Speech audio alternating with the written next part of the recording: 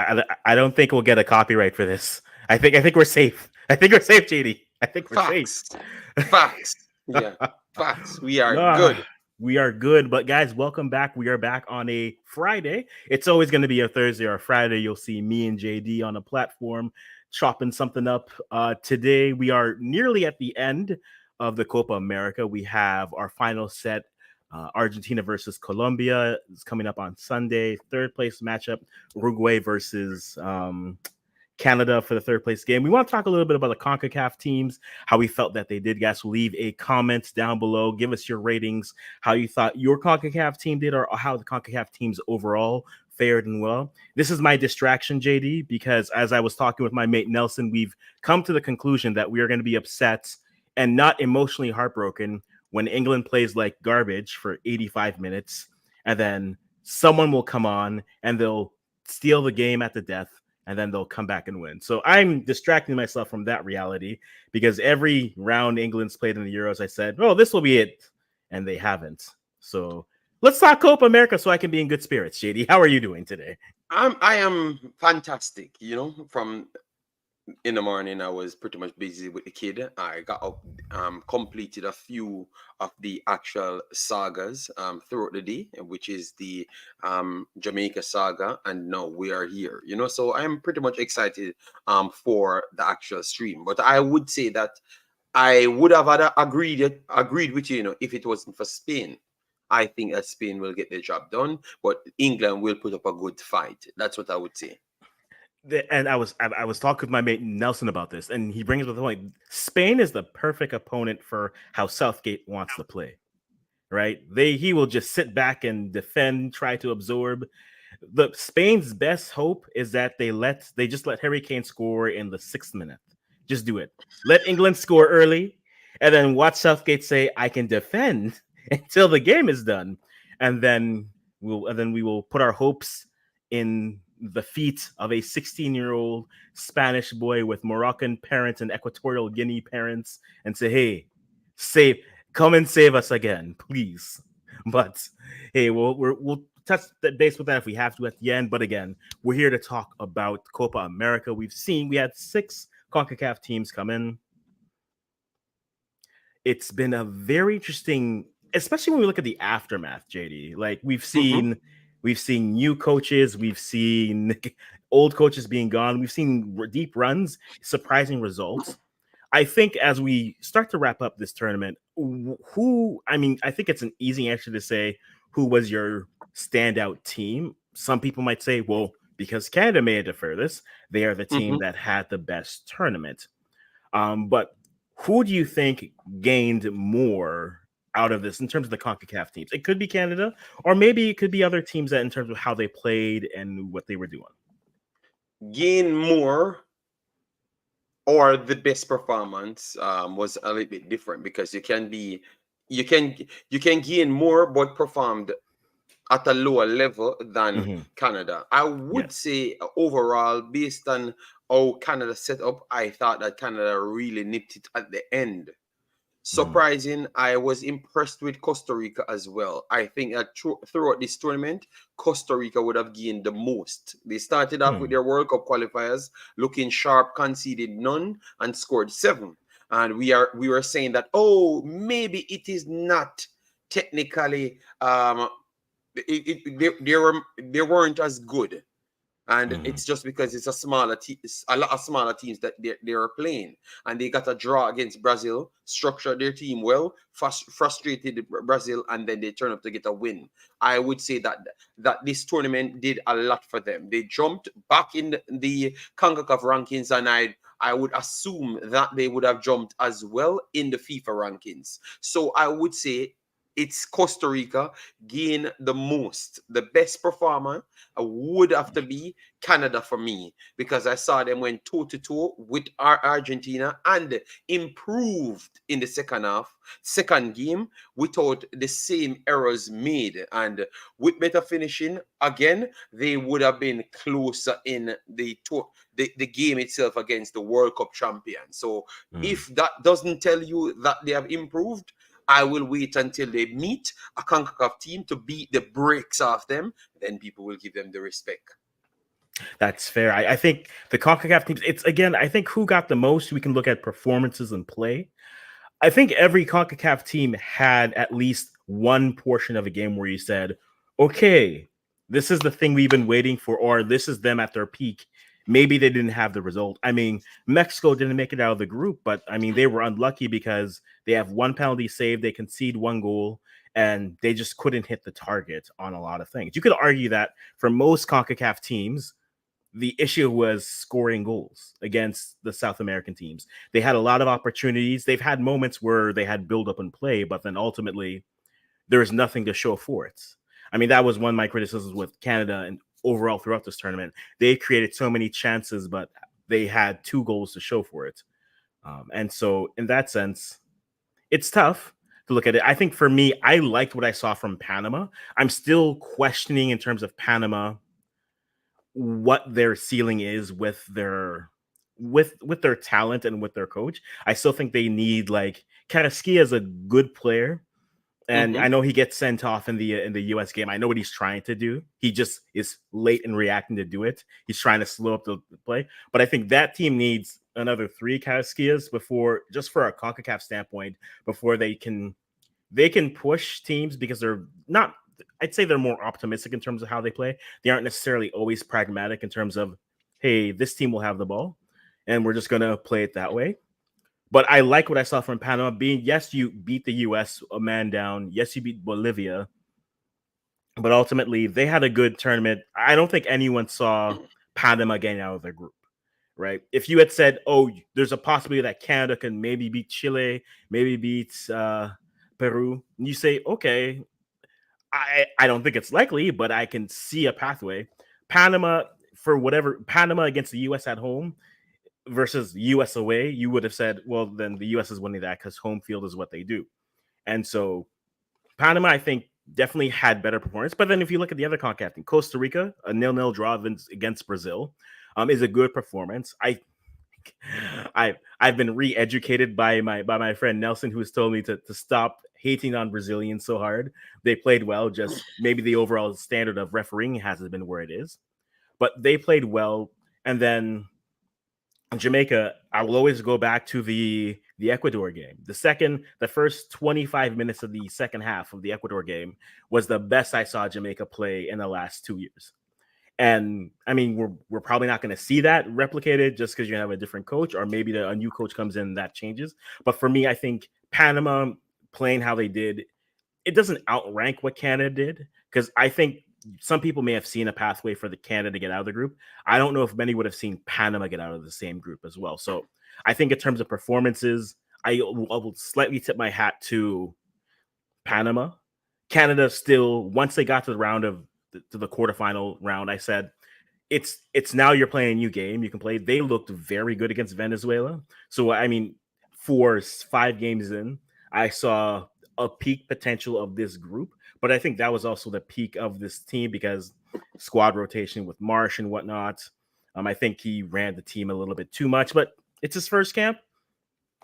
Everything I was doing was playing with house money at that point. So I think that's where I would put it in, but I am willing to look it up and go. I think of performances, I'm not necessarily more impressed, but I think Panama will give the edge in terms of their play and like how far they did. I mean, Canada takes that because they made the semis, but I think Panama getting out of the group, how they did, I think it's a So, little bit so, more interesting. so the reason why you give Panama the edge is to Mhm. say that even because you've cancelled out the fact that Panama had a player got red carded early on in the USA game, so it helped them out. But Mhm. also the same thing applied for Canada twice in a row. Mhm. But based off just that Panama doesn't have the extra resources as Costa Rica and Canada, that's the reason why you put them so high. Okay. Yeah. I was trying to put everything together, No, yeah. and I could see where you're coming from, because this Costa Rica team is very very good. A lot of young talents that people not paying attention to, because Mhm, Jalen Mitchell is at Feyenoord at this mhm. point, and you have Ugalde signed in Russia as well after doing some very very good thing. So they have a lot of players breaking through and going different places. You know that we have our players that Yeah. I've talked about, Brendan Aguilera and a lot more. So I can understand about the depth. So people should not be sleeping on um, Costa Rica. Costa Rica's Mhm. depth is growing rapid, and they are sending players worldwide at an astronomical speed. So I think that will definitely their World Cup hopes. No, and I think watching a team like Costa Rica, to me, it's going to be, now that they're in these environments, how is the development path looking, right? Because you could send players overseas. If you send them to the wrong destinations, or if they choose the wrong destinations, then they enjoy what, a 9 month vacation, then they're back home. So development is key, and what we always say with development, it's never linear. Just because a player goes somewhere doesn't mean that they're going to succeed, in the same breath that just because a player starts at a lower level doesn't mean that they're going to fail. Development isn't linear. And I think for especially a team like Costa Rica, who they are a team that, as they're building their young players, I think maybe the next World Cup cycle, they might be an interesting side to look at in terms of players who are all built up in their prime, now gaining their strides. Maybe they're all breaking into first teams wherever they are. And then they're coming back to CONCACAF as a unit who's played together at different Gold Cups and things like that. So I think Costa Rica is an interesting side to watch in terms of, I think, yes, we have the US, Mexico's, the uncomfortably sitting in third, Canada's, but I think Costa Rica is going to be a side. And I mean, we watched this on the CONCACAF Council with you on 11 Yanks. Like, like CRC was always saying that. It's like, at the end of the day, Eddie always like, getting them this platform means now they have the opportunity to maybe, now generational wealth, generational opportunities change. So now you put them in these opportunities, it changes their lives completely. But now you have to take that hunger with you as well, right? Just because you get the Yeah, bag facts. doesn't mean you settle, you're good. Now the hunger comes, because that's where you see the teams that are always creating. Brazil has players coming. Not, we're not going to say just because they have the poverty, but the hunger of the game, and they always want to continue to build up to that standard. So I think Costa Rica will be an interesting side, kind of looking as they continue to grow and move in. I mean, we'll get to the two big dogs and their lack of coaches. I like where this is going, because we have to give Mhm, people credit. mhm, So I think that was a good one. So people, please let me know who how you phrased it the last time. The best performer and the person that actually achieves the, like, gain the most out of mhm. this.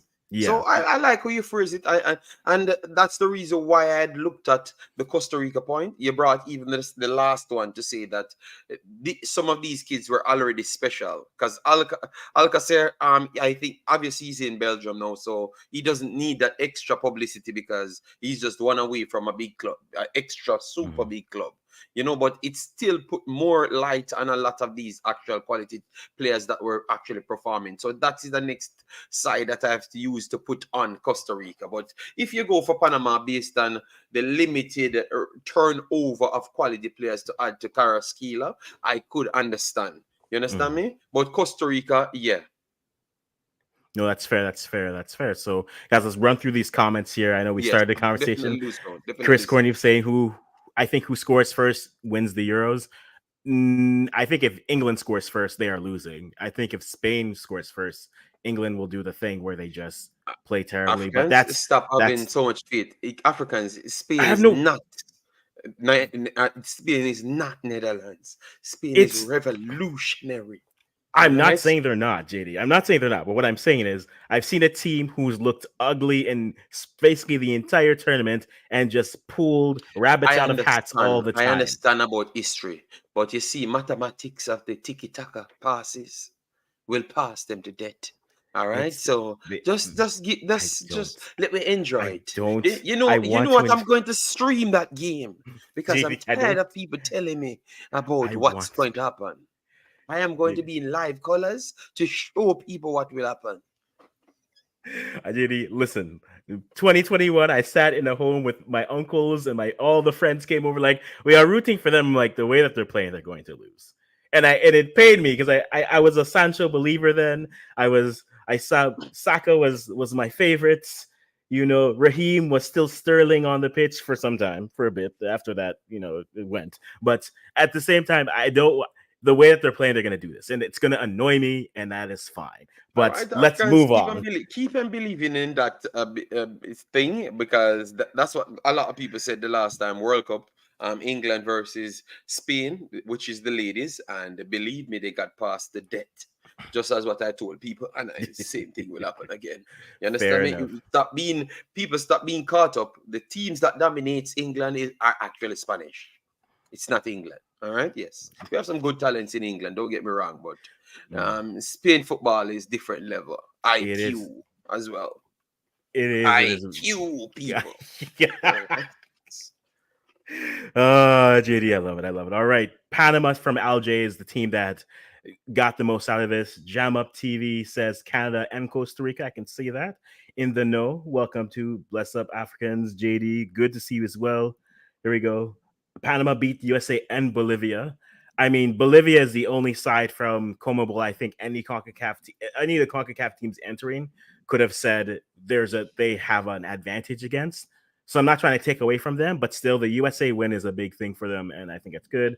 David J saying hello. And Africans, not to cut you, but the Bolivia game proved that Panama might not be up to the highest level as well. It is solely down to the red card, hence why they won that game against the United States. You understand me? Because that was a back and forward game, you know. But continue. No, that's true. That's true. Know yourself. Good to know you too. It's nice to see you here. Gunnar, Jason, good to see you on the program again. I'll be seeing your comments come through. Jay, we expected a good performance from Canada, but Panama, I didn't expect them to win any game at all. And I think I saw them beating Bolivia, but just the other two games I didn't see them getting through, and that is fine. In terms of that, Kevon James, bless up, good to see you. Welch, there we go. Costa Rican was once in the final. They are now allowing a 227 born living in the U at Los Angeles to play the U. Yeah. So I think, hey, recruitment is not going to be from one space. You have to diversify always. So find the players, get them in early. Even if you don't, I always say this with dual nationals. Every conversation is a scratch off ticket, and one of them will hit. And you're not going to win $1 million all of them. But if you win a 500 here, a 500 there, 500 there, you can build yourself good enough while you continue to develop and go through as we go. England always finds a way to win. They've been doing that, which is why I say that. KD Wright says, I was disappointed on Jamaica. They could have done better than that. We will get to that. We'll get to that. We will definitely get to that. And America as well, because America will not get let go of it today. They will be getting it. Yes. They apparently will be okay. What is that voice, JD? I ask myself sometimes too, Jason, but then I just sit there and laugh because what else can you do? You just sit there and say, well, he's doing the thing again. I'm very sorry, people, but sometimes I have to get passionate because I can't. In 2024, that's why I respect Eminem. Eminem give the 2024 people a lesson that you can't cancel reality. So you see the IQ of the speed. You know what's funny, JD? Your different tone changes. I might say like you've been hanging out with Pastor too much because you're trying to preach too much. You're like, and the days when we see the glory of the wing play, can I get a witness here? Yes. There we go. YouTube user, thank you for using your YouTube account. Greetings, Africans, JD. I like the direction of the conversation. I would like to know your opinions on what can be done to improve the very poor referee situation in these competitions. Wow. Referees. Okay, let me write referees. In my opinion, refereeing is not going to be the problem with refereeing is this. Everyone has a standard of how they play. Every referee is going to play away. Now, if you take more and more away from the referees, it then becomes a game of I don't need everything going to VAR. I don't. But it's the way that the standard refereeing is going. It's almost as if they are reffing in a way to say, I don't want to make these decisions anymore. So let me just let it decide. Now, VAR has helped in some aspects because, hey, the spirit of the rule was okay, what is offsides? We don't want people who are offsides to be scoring goals, or if a foul happens in the box, you want to review it. It's Yeah. gone to such an extreme point that we are now measuring blades of grass on computer generated screens to see if the wind was blowing at a southwest direction. Does that make the player now on sides because his long flowing hair was there? I think the standard refereeing has to be better in these types of competitions, but that means the standard refereeing has to be better at the local levels. Everything's a byproduct. It's not a trickle down, it's a build up. What is the standard? If you can reward good, I've seen terrible refs go to the World Cup and get opportunities, and I ask myself why. So we're just failing upwards. I think the standard has to start locally, but that also means the referees need space to both succeed and fail. This has not been the worst refereeing I've seen at a tournament, but it's certainly top five, because every game felt very. Once I didn't see a balanced game of the games that I watched. Now, maybe someone did, but I haven't seen yet a balanced game in the Copa America in terms of how the refereeing had been put on. So I think the problem for me is the first 5 minutes of every game are the standard of what the game is going to be.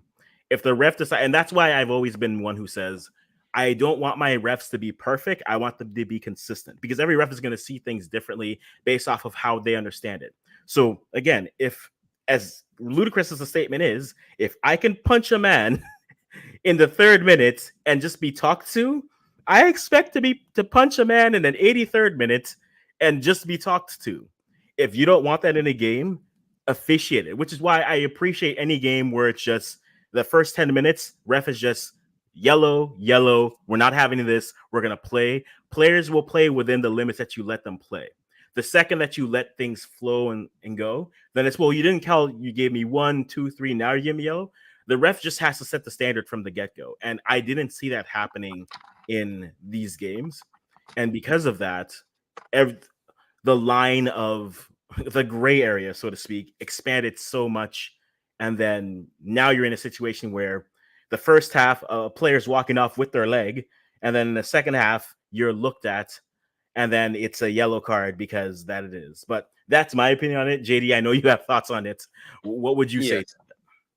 The first thing I would say, as it relates to the officiating, I think it could be viewed as kind of biased because majority of the calls always go to to the South American teams. Obviously, you had calls when you had two CONCACAF teams actually playing, but we could see that bias edging towards the South Americans. Mhm. But as it relates to referees in general, because we have covered a lot of tournaments, the AFCON over this region, the younger parts as well, referees are terrible. You get me? That is my motto. Referees are terrible. And I would agree with Africans to say that they need to cue the game a little bit more because they are terrible. So let them stand on certain things and show up their mistakes a little bit more rather than using the VAR to give them a way out majority of the times, because now they kind of stop calling things and just try to rely on the VAR to get the actual accurate decision, which I don't really respect, because even the other day in the Netherlands England game, that clearly he never saw it as a penalty. And I'm surprised when I'm rewatching a lot of other platforms. In England, they were saying it's soft on Hurricane. It's very much soft. That's what they're saying.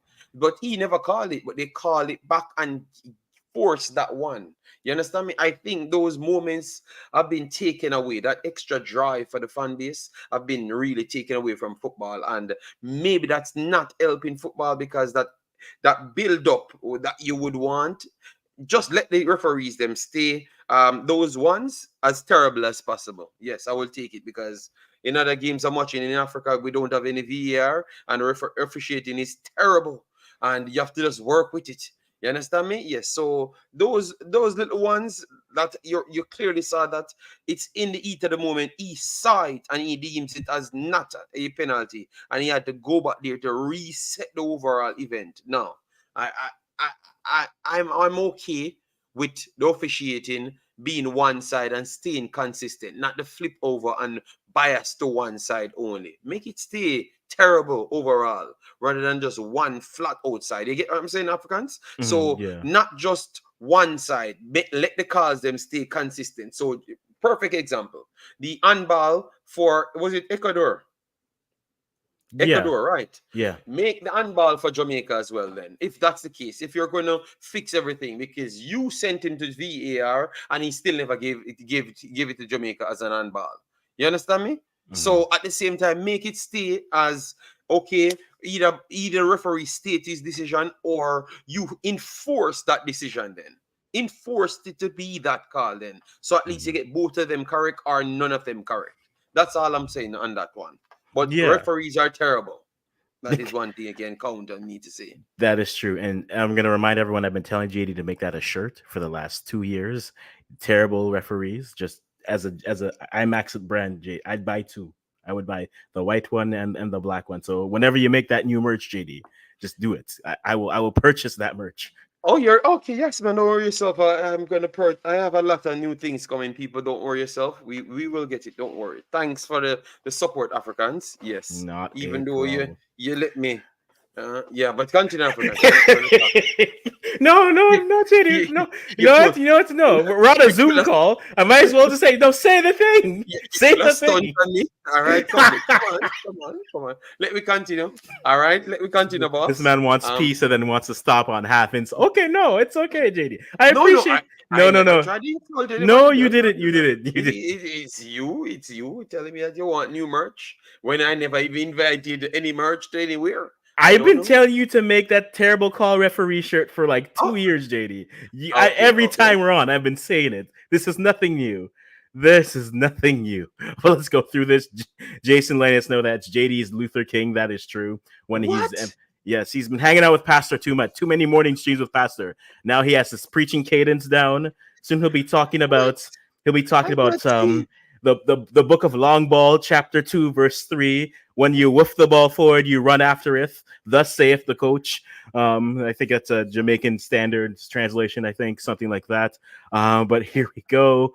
Bam Sports TV comes in and says, "I think the nature of officiating the game is dependent on the region, and I believe that causes a lot of controversy as the rules and calls are not consistent across the board. In which case, well, if there's a FIFA standard for every region has a standard for coaching. There should be a standard for what refereeing is. If you're bringing those refs together, I think that's where it helps. That's why I do like, say, like when you get to the World Cup and you have refing teams that sometimes are together, but the ones that are put together from different regions, get them together, figure out this is a foul, this isn't a foul, this is what we're gonna let fly, this is what, but don't test this because we will call this. Set the standard, and you go from there. Chris Corney, if the problem is that you have the luxury of VAR and it's still making bad decisions, I think the luxury of VAR, and that's the thing I don't always like. If a ref makes the call, when we grew up, I say this as if I'm very old or something, but like when we grew up, the ref would make a call and we would either say it was a terrible call, the ref's been bought, that's it. I miss that aspect of the game because when we're going to measure everything, it just feels as if we're waiting. The ref is waiting for something to happen to verify versus just calling it. This is a foul. That's it. I'd rather have a ref call a penalty and then change it than for a ref not to call it and then get called a VAR. That's why VAR is there for it. But I need my ref to be confident to make a decision.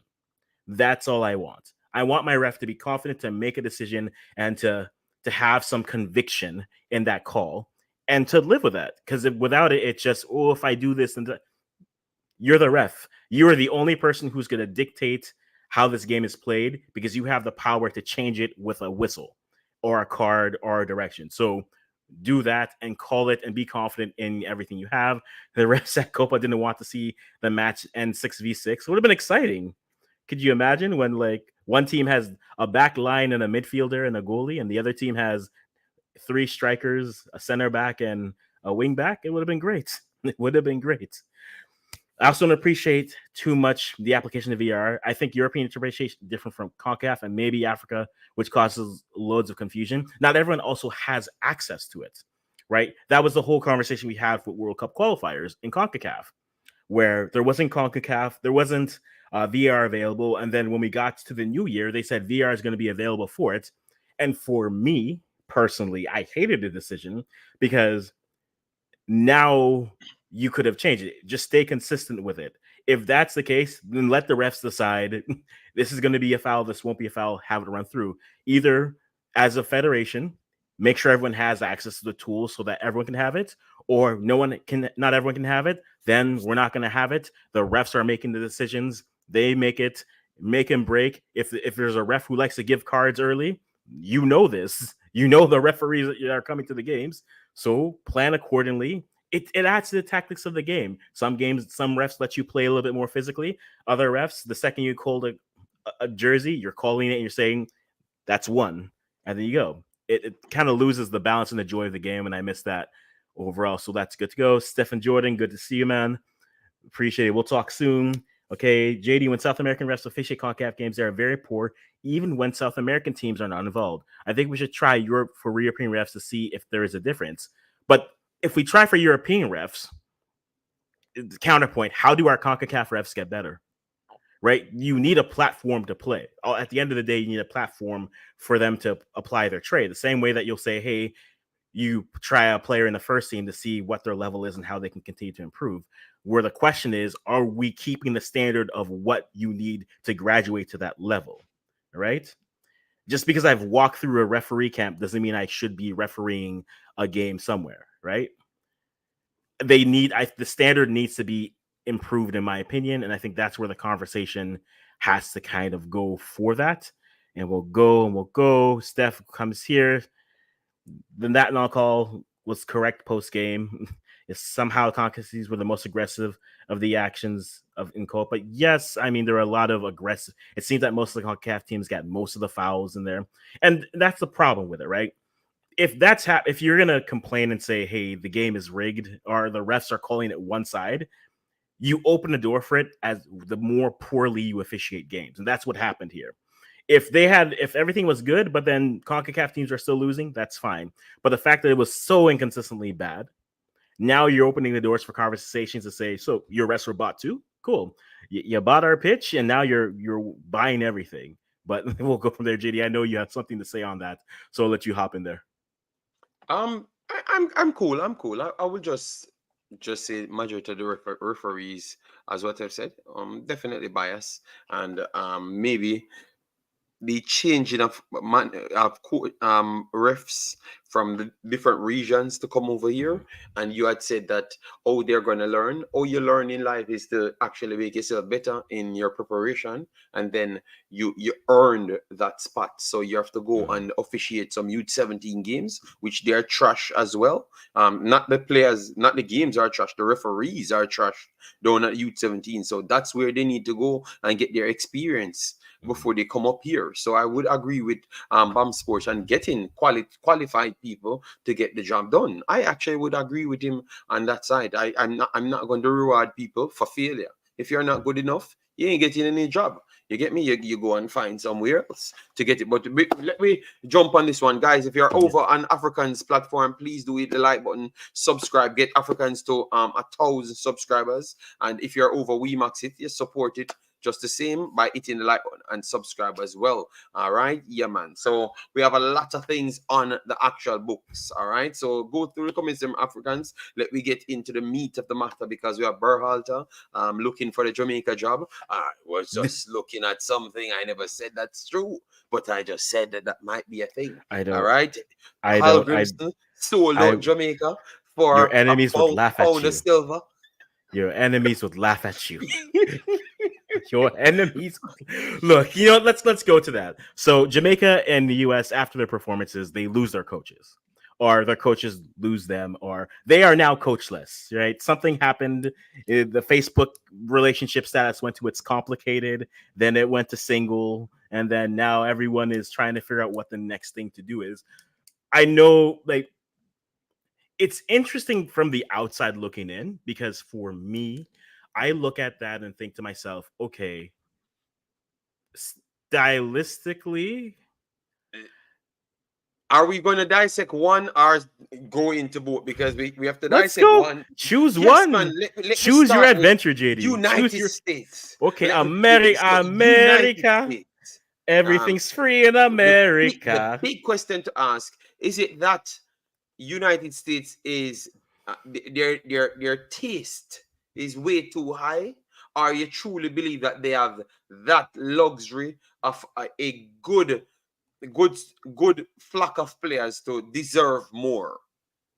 That's my question to you. All right. I So think that is the perfect thing set up there. What you think, and people in the chat, what you think, because some people stated that they think that United States is acting like they're a big team in world football, and their expectation is way too high. And some people saying no, no, no, no.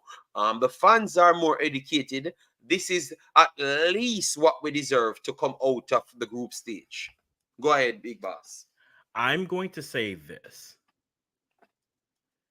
because I've always kind of looked at two particular teams in the same breath, and I'm going to say it this way. The US to me is England. Southgate and Berhalter to me are the same coach. The only difference is, and Berhalter hasn't done anything at the international level yet, right? He's won gold cups, yes. That speaks to the region, and that speaks also to the depth of the US. He's won Nations League. That's 2 wins versus Mexico, 1 win versus Canada in their finals. But Berhalter and Southgate to me are similar in the sense that they have teams that their fans view as ultra talented to be playing an up and down passing style type of a game to go through. And this is the whole comment that we made about them versus Panama. I said, as long if he thinks that Panama isn't a problem, they'll be fine. Well, the other way around, that they would struggle. But if he prepares for Panama and tries to move, that's where the problem is. So to me, Southgate and Berhalter are coaches that have a lot of talent on their benches, according to their fans. But the difference is Southgate's failures are getting to the semis of the World Cup in 18, getting to the finals of 2 Euros, playing a style that most of their fans would say, why are we doing this? But he's gotten results. At the end of the day, he has gotten results. For the US, do they have talent? Yes. Do they have the most talent in the region? I would say, based off performance and results, off of results that they've had recently in major tournaments, yes. There's a disconnect in terms of Yeah. style of play and players. I think from the fan standpoint, and again, I mean, we watch, we see Pete, we see uh, Filippo talking about the style and what they have. I think for me, they are a side that aren't matching the squad. And I think that has always been their problem. But in the same breath, they still have had results here.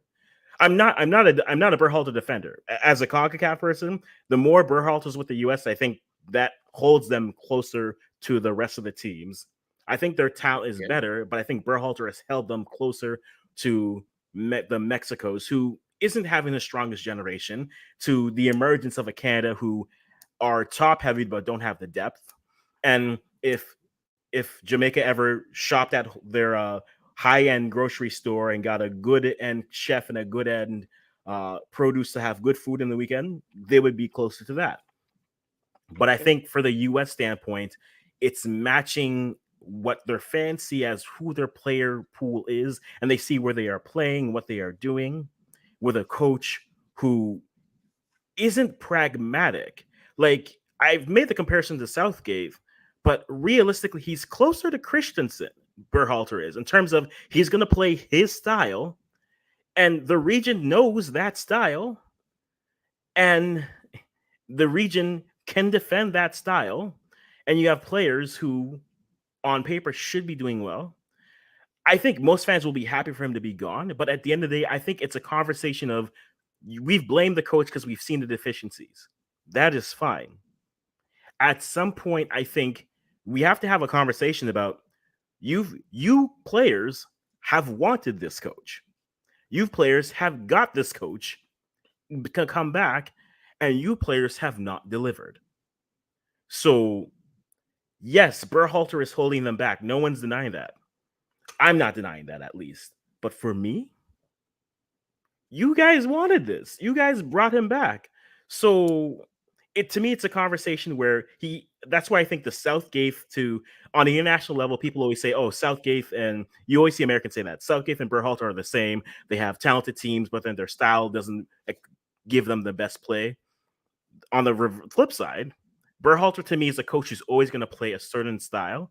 And once you figure that out, doesn't matter what talent you have on the pitch, it can be defended, it can be exploited, right? You'll have moments of brilliance from players, and I think it's a damning statement that the best I've seen the US play is when they had the assistant to the assistant playing that Nations League. BJ Callahan, he came in, when they beat Canada in Nations League, it was just like, oh, this is what you guys have been talking about, what you guys wanted. Okay.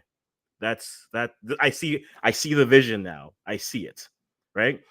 But he's gone. All the assistants are gone, and so to me, it's a conversation of, well, I think their fans see their team's talent, and it is talented. There's no doubt.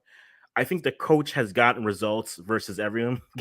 And in many ways, I like how Felipe always says this when he says Ferreira is the Pirates of the Caribbean. He only scores against Caribbean low-ranking CONCACAF teams. When he faces a big team, where is he to be found? And that's them in a nutshell.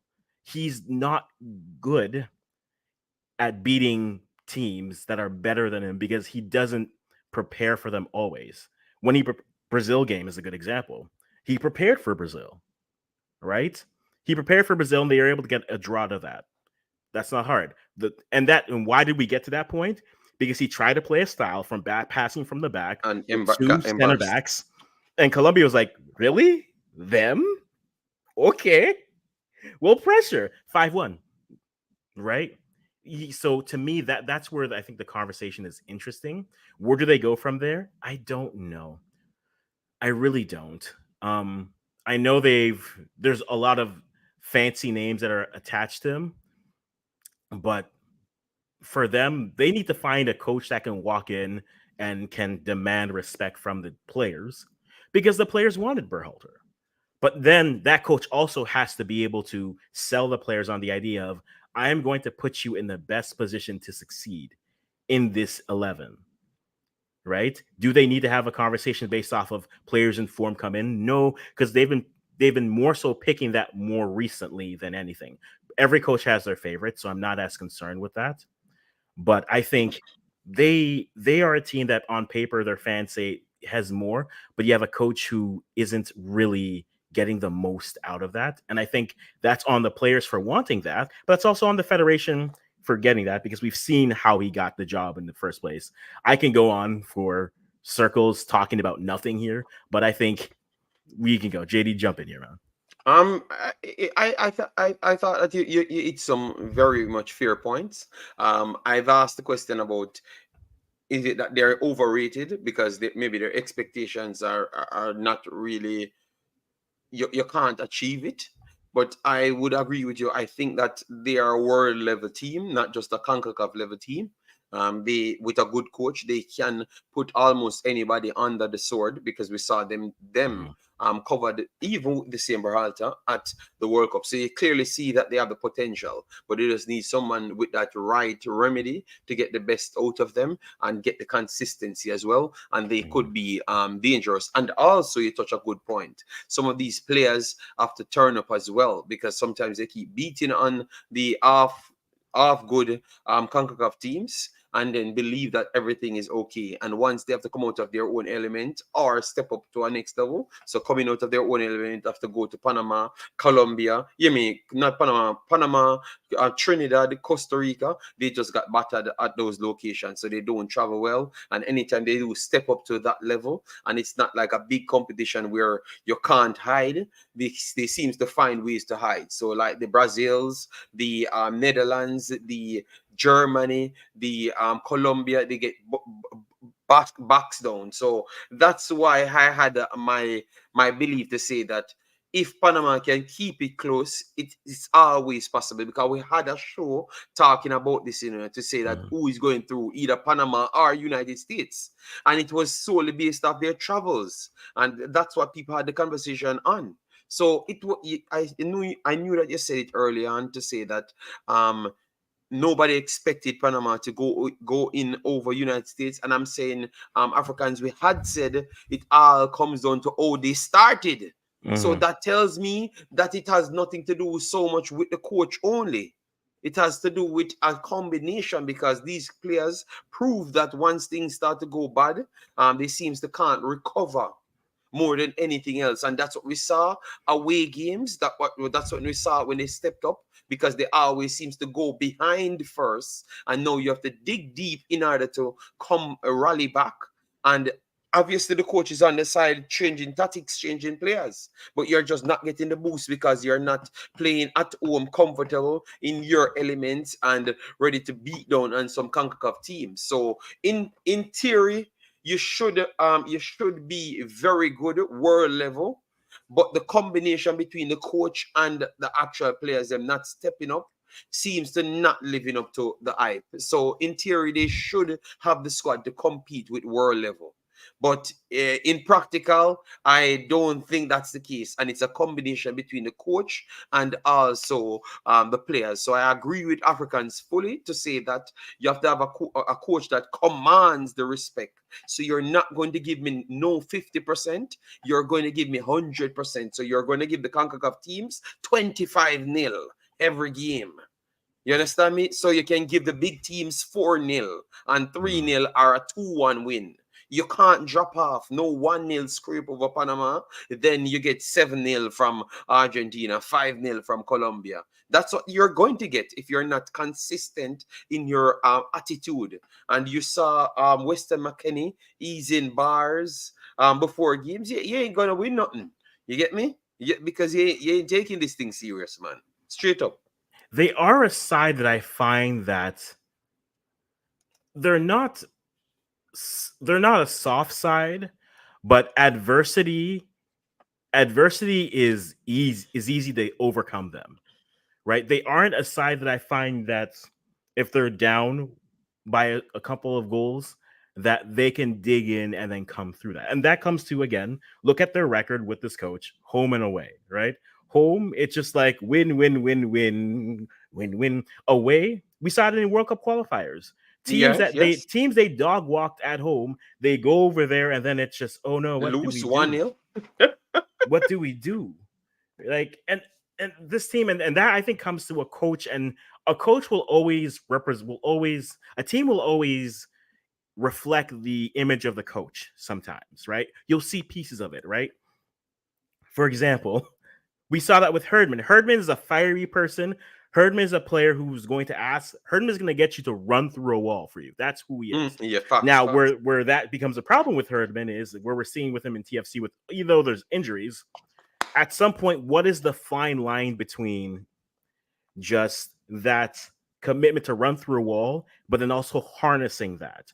And not everyone can do this. The U.S. team has just felt like a team that has a lot of potential, but no one's been able to tap into that, I'd say, that level of just passion and that desire to really run through a wall. I've not seen it from them. Yes, I know we've seen videos of him behind the scenes where he's trying to motivate the team, and I look at myself and I say, I would have done a better job, but that's just me. That I'm that person on most days.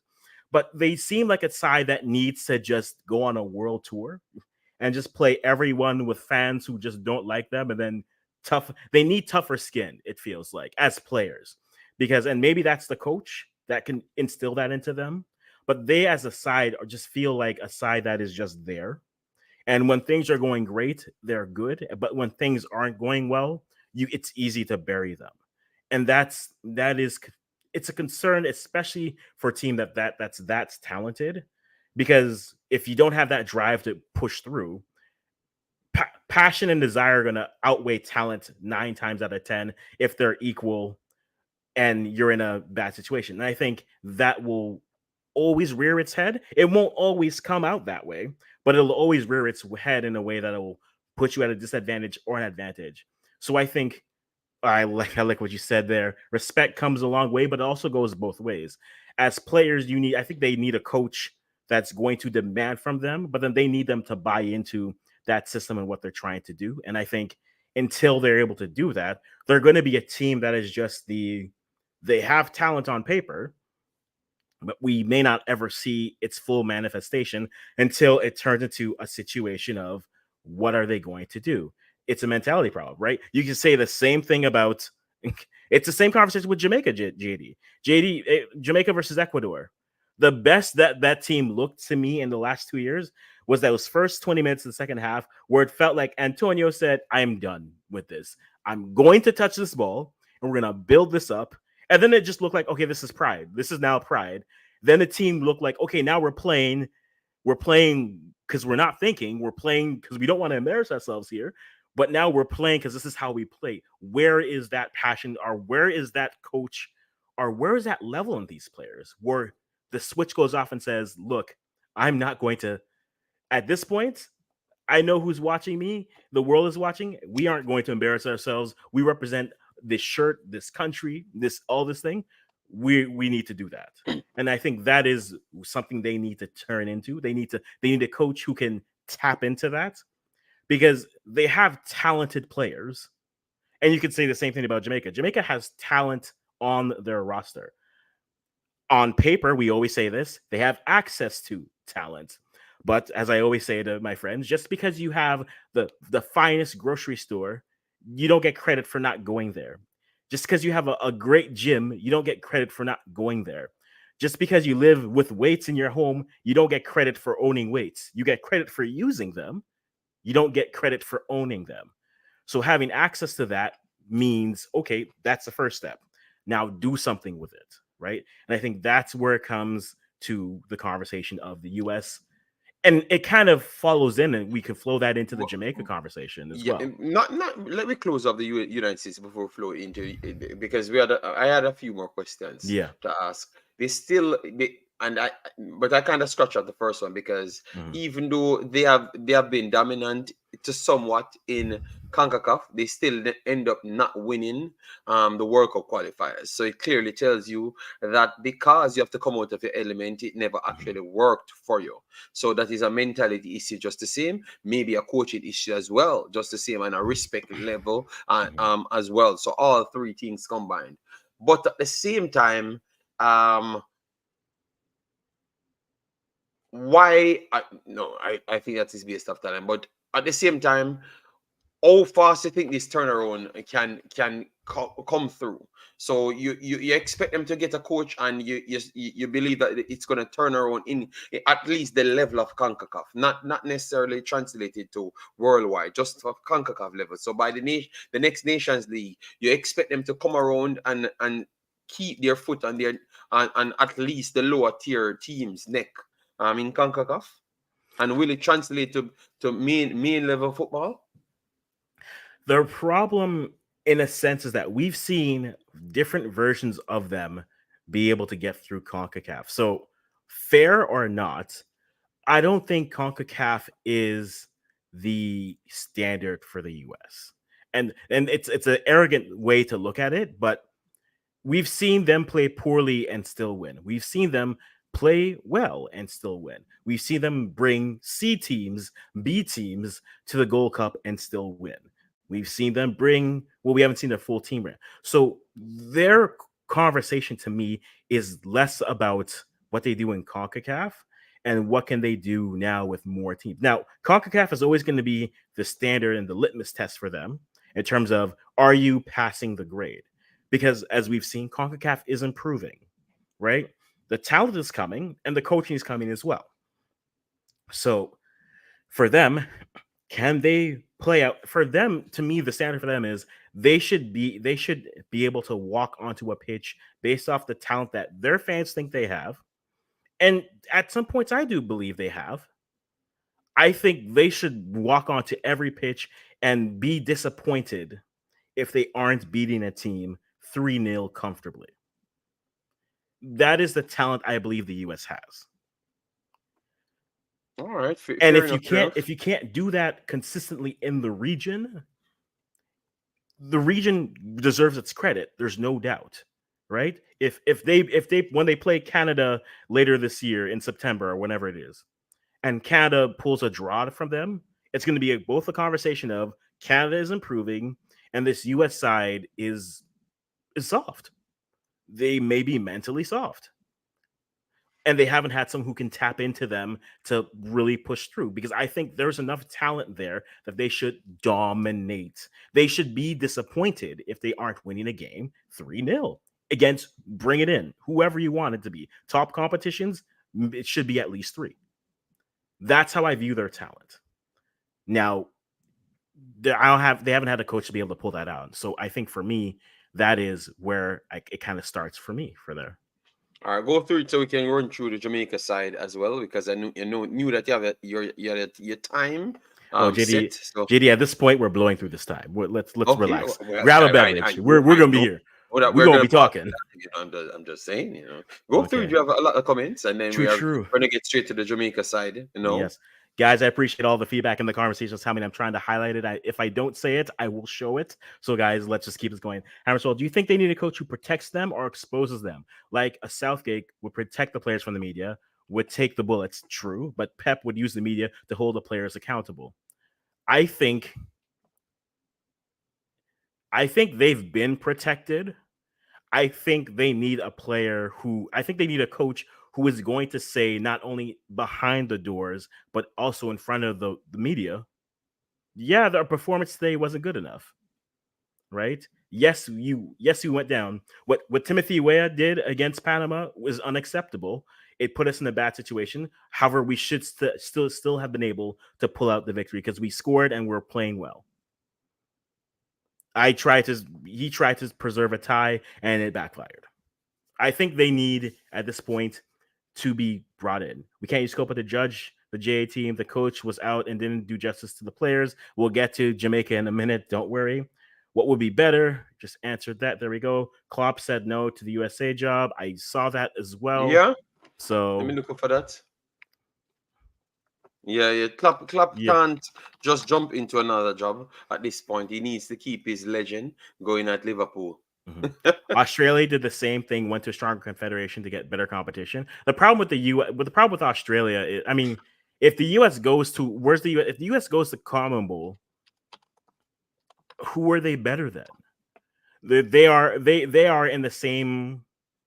If the US goes to Commonwealth at home and away, like they would get there would be no home. Like we always joke about how the US doesn't want to play in Texas or California because they're afraid that they play Mexico there, they're going to be overrun with Mexican fans.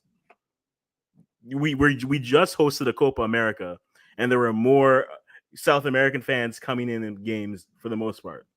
If they go to Commonwealth, where would they go? They want to join Oceanic? They want to play New Zealand every other day and beat Papua New Guinea?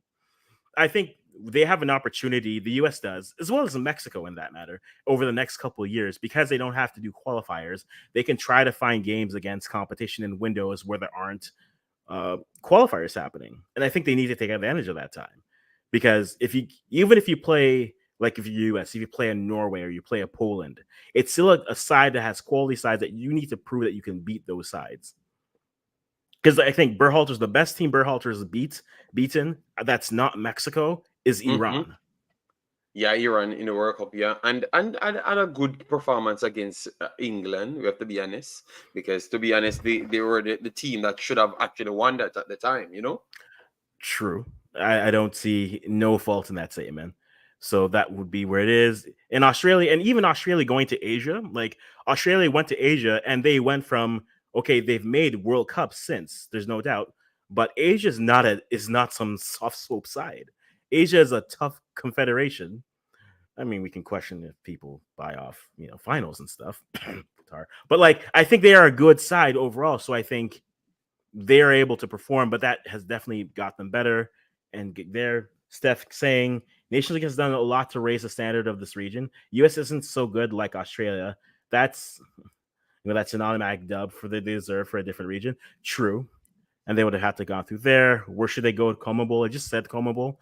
I think they would get it would be a good rude awakening, and this would going to CONMEBOL Bowl would either make this team mentally stronger or they would crumble. There's no in between because CONMEBOL Bowl they will test you. Okay, Brazil brought in the police to take off Argentinian players just for advantage. Okay, that's what this is. That's the level of CONCACAFing they have there. So I don't mind that either way. African, how much players on the U.S. team is among the top 5 players in their position in their league? In their league, I would say.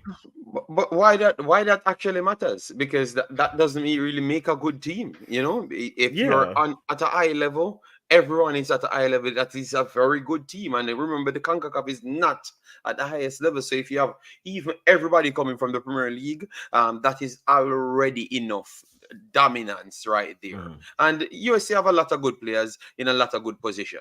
All right, Weston McKennie is one of the best midfielders you can find now.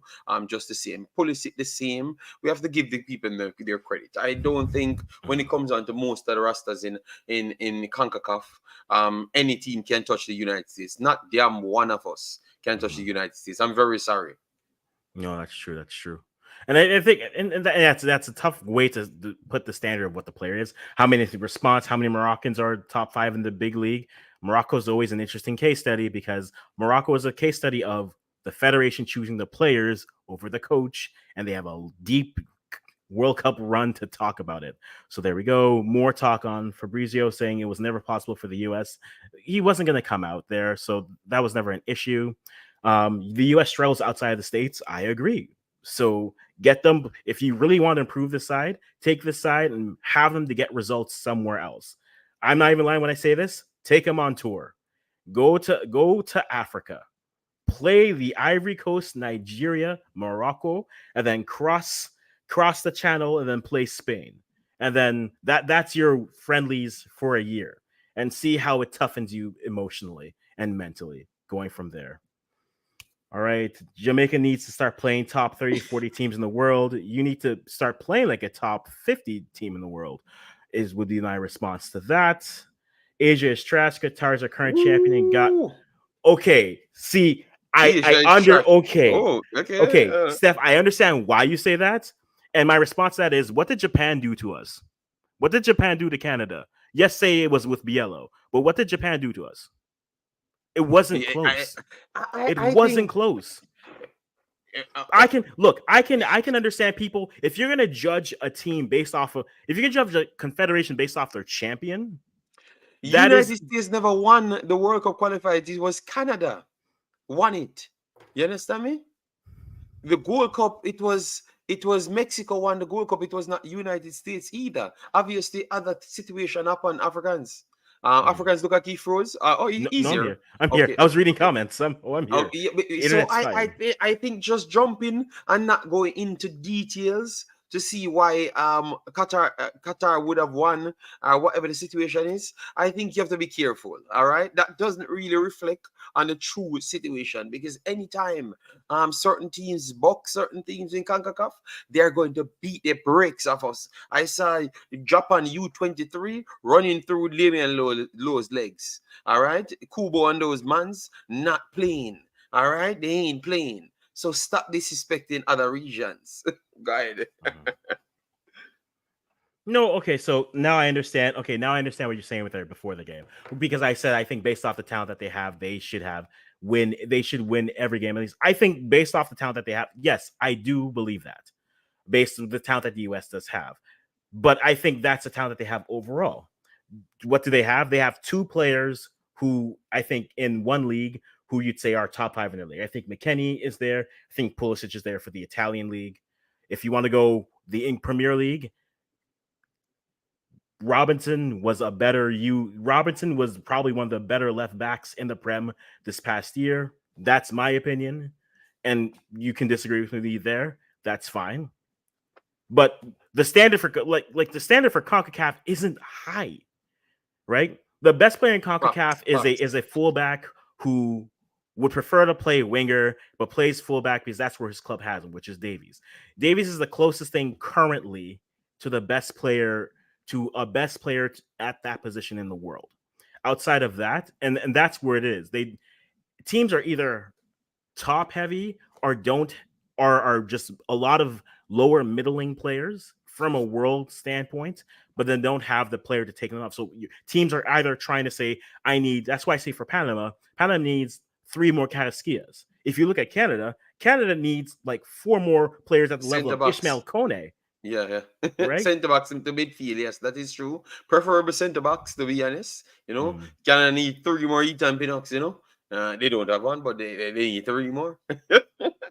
Yes, yeah. Europe didn't become trash in 24 because Greece fluked Euros. Greece parked that bus, and look, Euros have been good since, but hey, they did what they had to do and they got the result. So I think for me, that's how I look at it, and that's fair. USA has players on the bench that would start from Mexico, tells you all you need to know.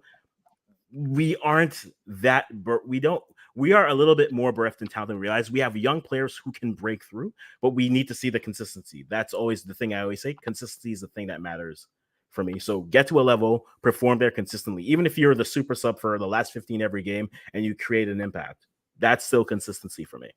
So that kind of goes where it is. Yes. I think we're really disrespecting Asia Confed. I think Asia Confed is actually stronger than I still would you not put it over CONCACAF? Yes. I still would put it over CONCACAF because of the top teams, the top 4 teams, 5 teams will battle the teams in CONCACAF, including United States. So we have to be honest. Yeah. Europe, Common Bowl, CAF, Asia, CONCACAF, New Zealand, and friends. That's the ranking for me. That's how I see it. And that's kind of how it is. But I mean, we can talk about the US here, but we're not here about to talk about them. They have enough channels. Speaking of people who have enough channels, we gave it good time. We gave it good time. Go ahead. Speaking of people who have enough channels, let's talk about Jamaica, JD. Oh my God! I've never seen a team that doesn't perform well. Oh my God! You have more channels than anything for Jamaica. Good. But tell you what, that's how it is because it strikes more conversations. Get more people involved because Jamaica is not even footballing culture, to be honest. So I'm loving that channels are popping up. So you could actually become some more you could have some more football conversation. No. So anyways, yeah. Jamaica. All joking aside, but yeah, Grimm lives. He leaves for the Northern Ireland job or the Ireland Republic job. Jamaica now doesn't have a coach. There's so much that we can talk about. Let's start with. Of course, I say Jamaica and Sean appears. This is of course how it goes all the time. How do you rate Jamaica's performance at the Copa?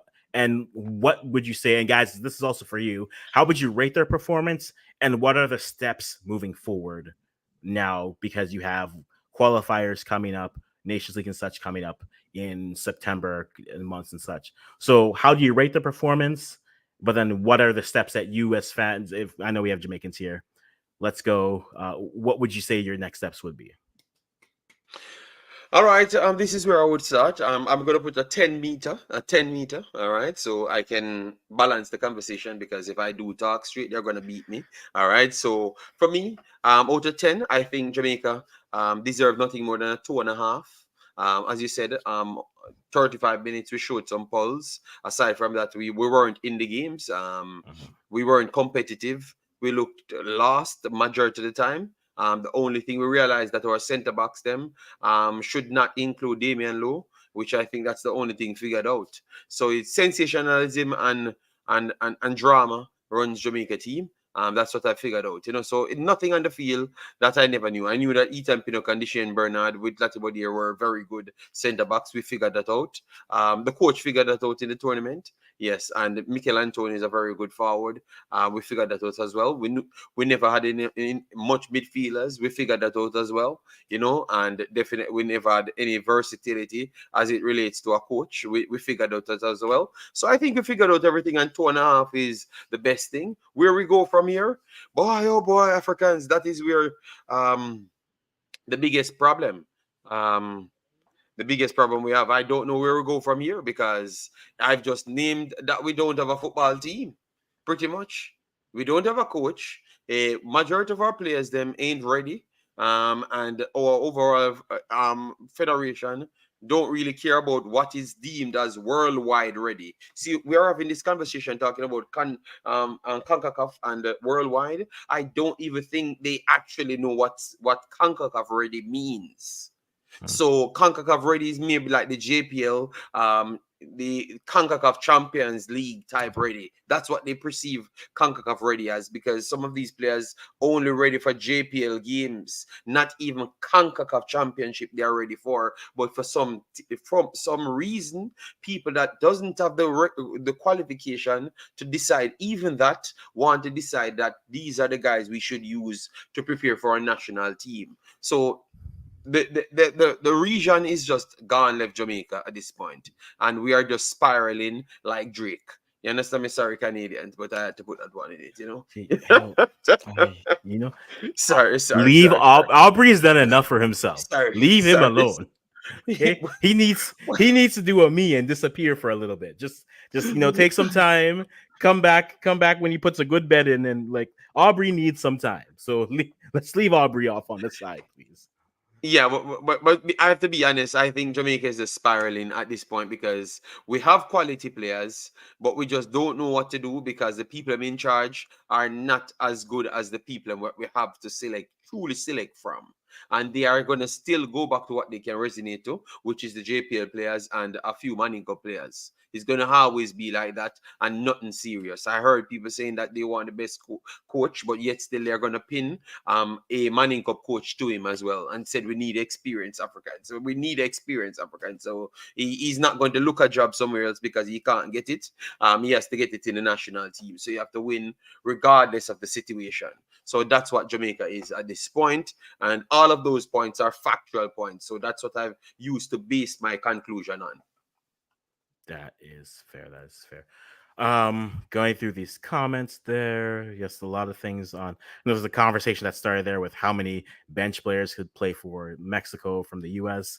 Have fun with that, guys. I'll maybe get into that later, but I don't think we will. I think Davies will get to Canada a little bit. I don't know.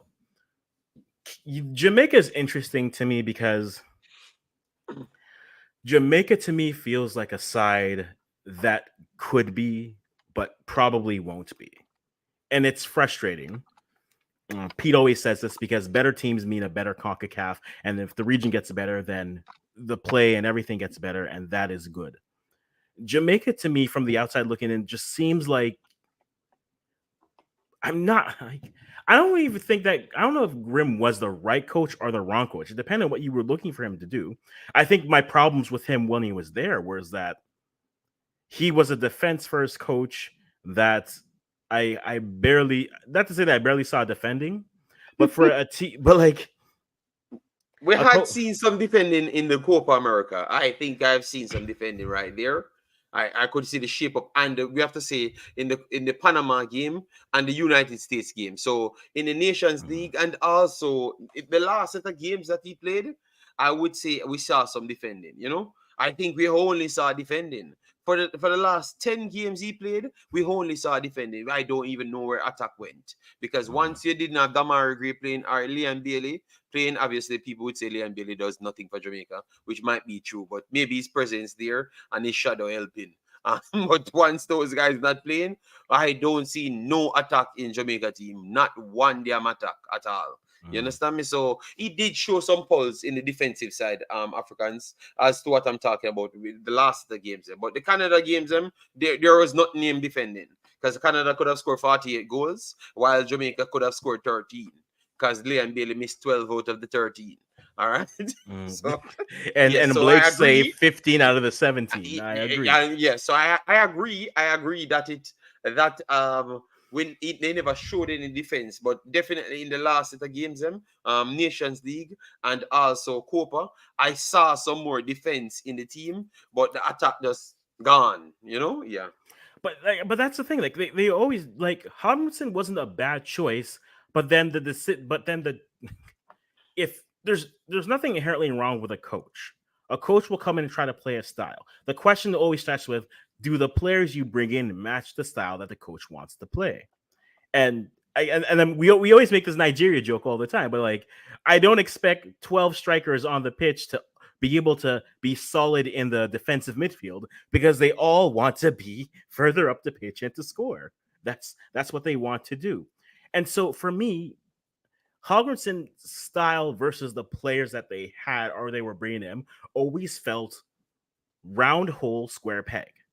So you just have to switch you just have to switch it to either a round peg round hole or a square peg square hole. But every time you looked at it, it felt like, okay, this team is probably going to try to play you had a defensive coach who played offensive players who preached defensive responsibility, but should have just like if he had just came out and said, or if he had just changed his philosophy based on what we saw and said, you know what, guys, forget defense.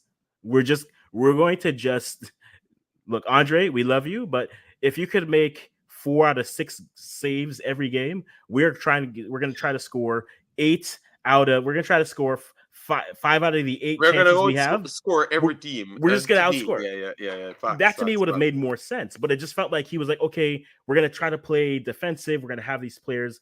That's where he ultimately ends up and lands with the Damian Lowe in the CDM role.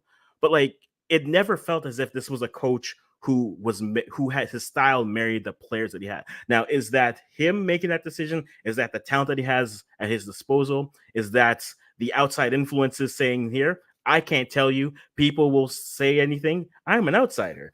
I have no skin in this game. So, but for me, Harbison always seemed like a coach whose style never matched the players, right? And because of that, I feel I like agree. he I wasn't agree. doomed, but at the end of the day, he wasn't going to succeed. I agree, and not just the style, not just the players, Mm-hmm. but also the situation never matched him. Because Mm. if you did your research on the coach, I think the only time I think he strived and that Icelandic team strived was under pressure when they are pretty much nobodies, Mm-hmm. because they are all about structure. They are all about principle structure. Period. But when Jamaica, the squad that he had for Jamaica is not necessarily a poor squad that you have to be fighting. Like, for instance, Panama pumping above their weights because Panama doesn't have the squad as Canada, United States, Mexico, Jamaica. I don't even think Panama has the same level squad as Suriname. They don't. Not even close to Suriname, but they are pumping over the top. So But I think that's the type of team that you would have him in. But mm, Jamaica had different expectations. Jamaica expectation was you have to be ranked within the top 3 because the squad that you have. So we need a playing style. We need the fans them to get belief. We needed to grow 2 young boys. So we needed to bring on Dixon and Whisper on the team too as well, because the top 15 players you have supposed to be good enough to do the job, and the rest can be fillers to make other clubs see them. So the expectation was over the top. You understand? but like we have this conversation day one when they hired him, and I said, if you like, what is the expectation for him? Because people were coming to say like, oh, he's gonna change the style. I'm like, no, he was the coach. If you are asking him to change the style of that's not going to be that's not going to be a 2 year project. It can't be a 2 year project. Like I know Hammers Wall has a comment here like we should have tried to been the Icelandic style. And my point, I had that people were saying that when he was first hired. I'm like, you do realize that they started that from scratch. They rebuilt that from scratch. You are trying to now come in and be like, oh, we can throw this person in. We can do this. We can It felt like they were trying to add water, stir gently, and voila, a souffle. What? That doesn't happen like that. You need to put in the time. You need to play in. You need to put in some. And it makes me think about every time that I've watched him and listened to him in a press conference where he's always complaining about, we just need more time. I wish I had more time with the players to implement my system and to do this. Because if that's how he sounded, I'm going to try to connect dots where maybe they aren't. Maybe that's where he gets to the camp every time. He's like, guys, you want to play on, you know what? I have two, you know what, guys? I wanted to work down on midfield defensive structure, but you know what, guys? Just go get the ball and go score. And midfield, please don't be a sieve, please, and we'd appreciate that. Please and thank you. It just felt as if it was that. And like, I feel as if the expectations people had for him coming in was, oh, we're going to build this Icelandic style. Look what they did. That No, but was never. you couldn't do the Icelandic style because the Icelandic style was solely based on them not having enough talent. They never had enough talent in the position that they found themselves, because in Europe they would have been the 19 million best team, and guess how much you have? How much teams? 19 million.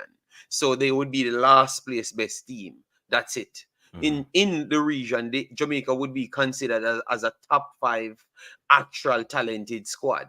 Obviously, no, it might gone down to 5, 6. I am not certain which level of talent Jamaica squad actually have at this point, because other people updated their roster. Costa Rica start to actually ship out players to a different level, which we just talked, and so we don't truly know where Jamaica roster is. But the expectation was deserved to be a little bit different because of the situation that we have here. But it just couldn't give it a flamboyant style. So I fully agree with you that it wouldn't have worked to the level that Jamaica wanted it. And we have to be honest to ourselves. My question is, it's only one time Jamaica played organized football. To be honest, we have to be honest to ourselves. It's only one time in the last 30 years I've heard a commentator and people saying that Jamaica actually looks like a team, rigid system and everything. And it was under Schaefer's, not even under René Simons. René Simons was actually saying that he needs more professional players to play what he truly wants. And that was something that caused problems in Jamaica as well. So we never truly. So maybe Jamaica is the next team again. That expectation is way more higher. I think Jamaica fits that mold more than United States, because I actually think United States have the roster, the entire squad depth, and they're picking from their squad depth. I don't think Jamaica doing that, but expecting the same thing as United States.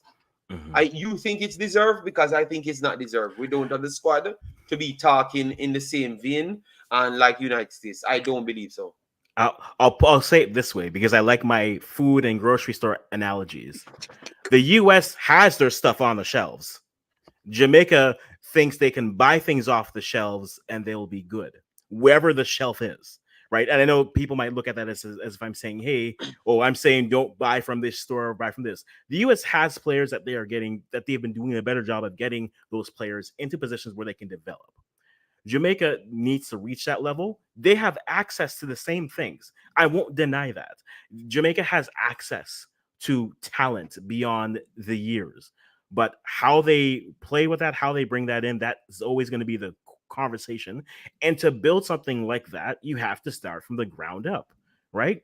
That's what everyone always looks at the projects and says, look at what they've been able to do. Everyone says, look at how England reset everything. Look at how Germany did it before they hosted the World Cup. Look at what Iceland did. Everyone has the countries and says, this is what they need to do. We've seen it happen. The question now becomes, are you going to put in the work? Are you going to is someone going to be able to get everyone? Because that's the thing. All those projects involved a body saying, bring everyone together. We are going to do this, which means we are going to put the emphasis on these things. We're going to say, now we want to develop more. Belgium is another example. We're going to try to develop technical players in this way, which means these are the standards that we're going to have. As the body, the only person who can do that right now in Jamaica is the head, which would be the JFF. And until the JFF decides we need to go in a different level, we need to go into a standard where we are developing players that can reach a point of not only a higher standard for the country, but then that also means a higher standard for, okay, people will know the standard's higher, which means now when a country comes in, maybe an MLS team, instead of waiting for a player to be 21, 22, going to a college, maybe an Mm-hmm. MLS academy says, let me grab this child of what, a cousin, an aunt somewhere. Let me try to claim this child and get them in here to this academy early. Because or maybe that's them, and I've said this before, maybe that's looking the USL route and saying, hey, MLS is fine and all, but if you want to develop, get your players into high-level USLs and make sure they can succeed, because that is also an effective way, if you're thinking from the standpoint of selling players, goes. But everything has to start, in terms of your football development, it has to start from the GFF saying, this is the standard we want to keep.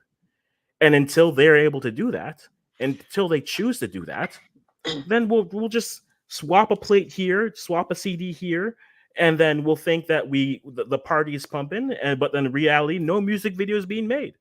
So let me ask you the question then, because I think it's very good that I can ask a non-Jamaican, so they can give me. I honestly believe that you can give me an answer that I and let's say I'm not believing anybody else, but I just believe that you will be more natural.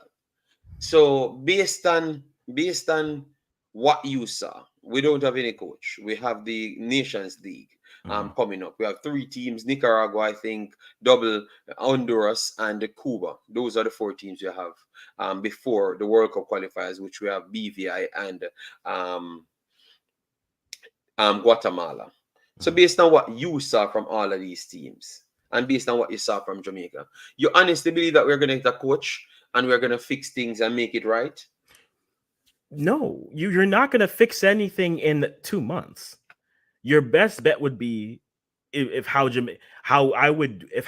was in charge of the GFF and trying to get a coach, I find an interim that can get you through Nations League. That's it. Get you through Nations League, but then have specific criteria in terms of find the things that you're missing. Find a creative midfielder. Find a defensive midfielder, right? Find depth on players who can perform in specific roles, not players who are showing promise, because anyone can show promise. But if you're in a system, look at Canada with the 4-2-2-2, right? Or the 4-4-2. You can be promising. They brought what feels like 8,000 strikers. Theo Bair hasn't seen the pitch yet. After leading his team in Scottish Premier League, stylistically, does he fit? Right? Tani comes in because he has space. He's moving. That fits better. They still need to find a 10. They still need to find a 6. So on the short term, you have to say you have Nations League. You want to get there because that's another showcase piece for you, for the squad. You still have a solid team, and you still have solid players per se.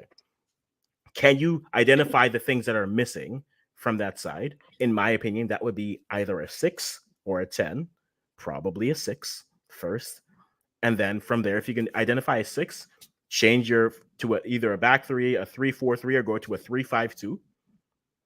And then try to play that out and then figure out what is missing from there, and then start to identify things and move on. And while you're doing that, you're finding a coach.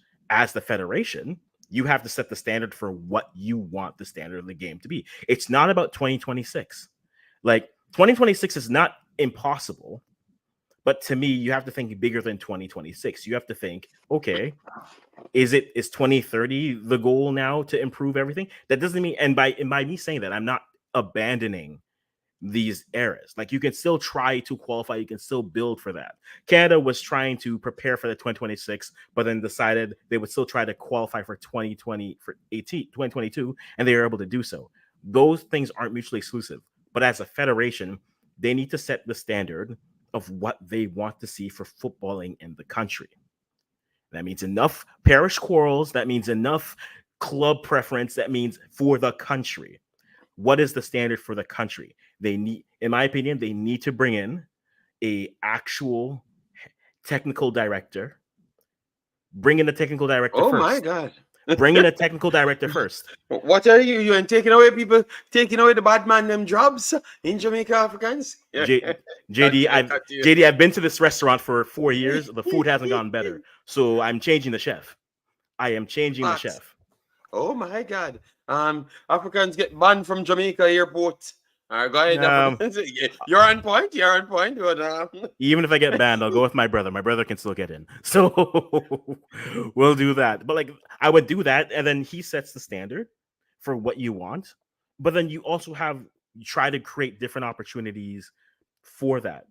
Still, I'd say the one thing I think is a real good indicator for your country, and you don't have to do much with them, but even if it's as simple as just say, let's run camps every month or every 2 months. Bring together the best players, bring them together to train together, to build some familiarity with them. Don't wait 8 weeks before a U20 qualification comes and still be running trials in South Florida or in New York or in Pennsylvania because you need to do it. Run camps old. I am a big believer in running camps as often and as early as possible. Run a camp every 2 months. You should have a camp every month, but run them other. Should be for girls, one should be for boys, and just run them. Bring together the talent, see what their level is, evaluate, move on, keep it going. Is it going to be expensive? Of course it is. But in doing so, then as your technical director, you can say, hey, this is good. We're looking to develop these types of things. We're looking to develop that. I don't know if Jamaica can be organized enough to have regional development centers similar to like what they did in Germany, where that's where you find a player like Podolski. That's where you found a player like Miroslav Klose. Like, I don't know if they're that organized or if they have that funding to do it. But running a camp every month in a specific area, if you say, hey, National Stadium, we're taking the best 200 U18 players who are girls. We bring them in and you're running sessions for a week. Start to level it out and bring it in. And then continue to build that up and then go. And then You're spot on. You're Mhm. spot on, Africans. I think that is a solution for Jamaica. And um, I would even go one further, Africans. The technical director, as we saw here, is Wendell Downswell. That's what they have said here. The technical director, Wendell Downswell, he is the technical director How long has he for been the there for? JFF. He was born in 1958, and it looks like he has the job from 1958 until now. I You knew that know, was coming. yes, I knew that was he, coming. he, he has it a while now. But the thing is, Mhm. what can he truly offer? If you look at it, like what because you have to look at your positioning. I love the way you pattern the statement because what Jamaica Wendell Donze was at his top tier when he only could look at 60 Jamaican born kids and said, do this, do that.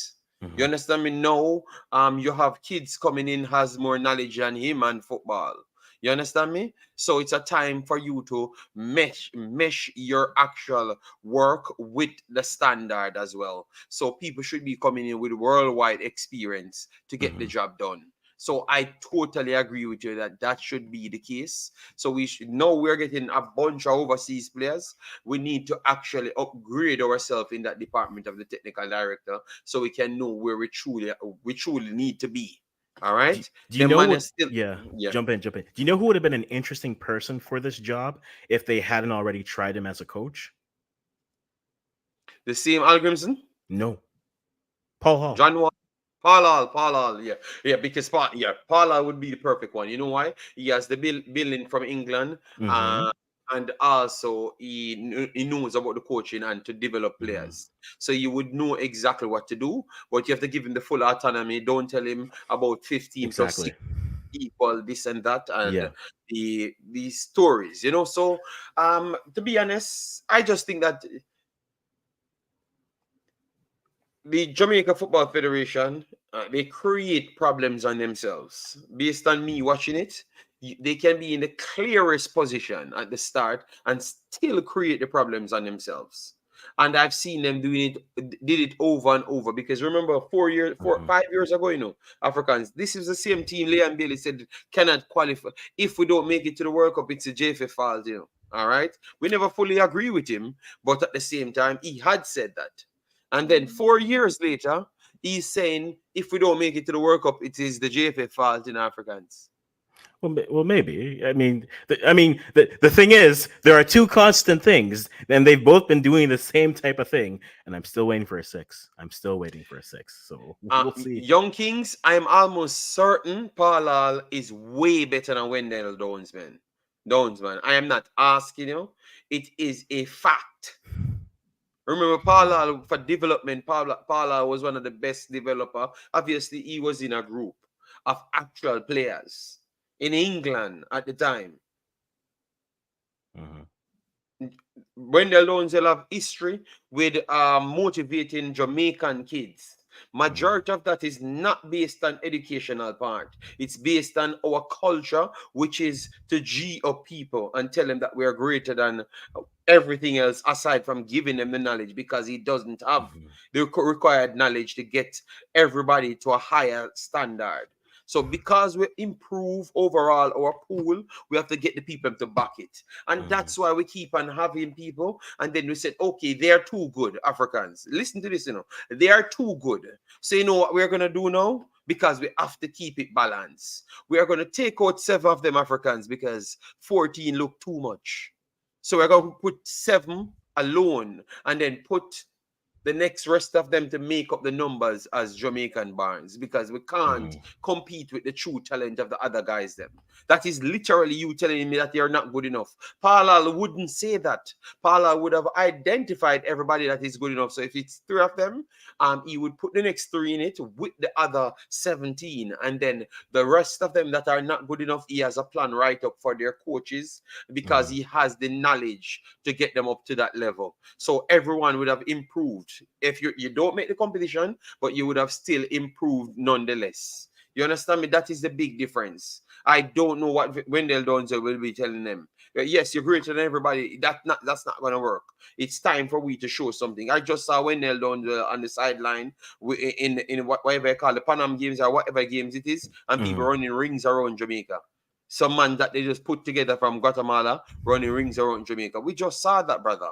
So we need to understand that we have levels to this. Our fantasy way of thinking is not the way to go in life. I'm telling you, that only can go so far. You can trick people in the CONCACAF, and you can't do that either, because Jamaicans get 6 love in the CONCACAF. So this fantasy story is done with. You have to bring something to the table. And I agree with Africans, something need to give. Some of these mans need to lose their jobs because they're too comfortable. Straight up. Yeah, because we can't, because like, you love him or hate him. Bailey said that 4 years ago, and it's still kind of true today. Because I've said this about that. Like, but Africans, he said it 4 years ago, but he also said it 4 weeks ago as well. Well, he's staying consistent. He likes his 4s, but like, I do agree with you. Like, it's there, JD. It's not a crime, or it's not coincidence that I used to say Jamaica, the JFF, more clerical errors than wins. That was my statement I used to say. And I mean, there have been less clerical errors. We thank God for that. But I don't even think that is true in Africans. I think there less public ones. There is actually more, but now they figured ways to cover it up by actually getting people to mask it over the actual people, and that makes the most nice. You understand me? No, that's true. Chris Smith, I don't think it actually fixed. Nothing fixed. Chris Smith, I do want to get to this point, but like, the conversation is gone. But I will just touch on this. Development spots for local players. I think Canada's system is improving. It's different. Is it ideal? No. I think the one thing that Canada is missing, which is the most, we have one province, Quebec, which is French speaking. There's no professionalization there. There's a women's team coming there next year, but I think that's a prime example for me, which is to join for a league to come up to the professionalization league, you need about $15 million Canadian to buy into that, right? Whereas there are lower leagues where it's not as affordable for different spots. If you look at the women's side, we are centralized, right? Unless you are playing in a development center in Ontario, with our Toronto, Ottawa, and Vancouver, or in Montreal, you aren't making a national team basically from the women's side. We're very too centralized, and we let players go. There are more Canadian on the women's side that you'll see and say, hey, oh, this player is playing for this team, right? We have a Canadian is starting for who? Oh, three Canadians just made the Portuguese side. Oh, good for them. Good for them. What? Tiffany Cameron's playing for Jamaica. Good for her. Right. I think at the end of the day, Canada's system is very much has its issues and its flaws. It's getting better, but I think the access is the big problem at the grassroots level, all the way up to the professional level. Access is the problem. Until they're able to fix that, it's always going to be a bit of a problem in terms of how they are, because their lower semi-pro leagues are sending youth players to academies.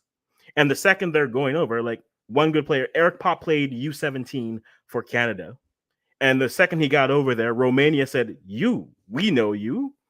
Come play for our U18 team and start getting minutes there immediately. That's one of Canada's imbalances, that they aren't able to stay there.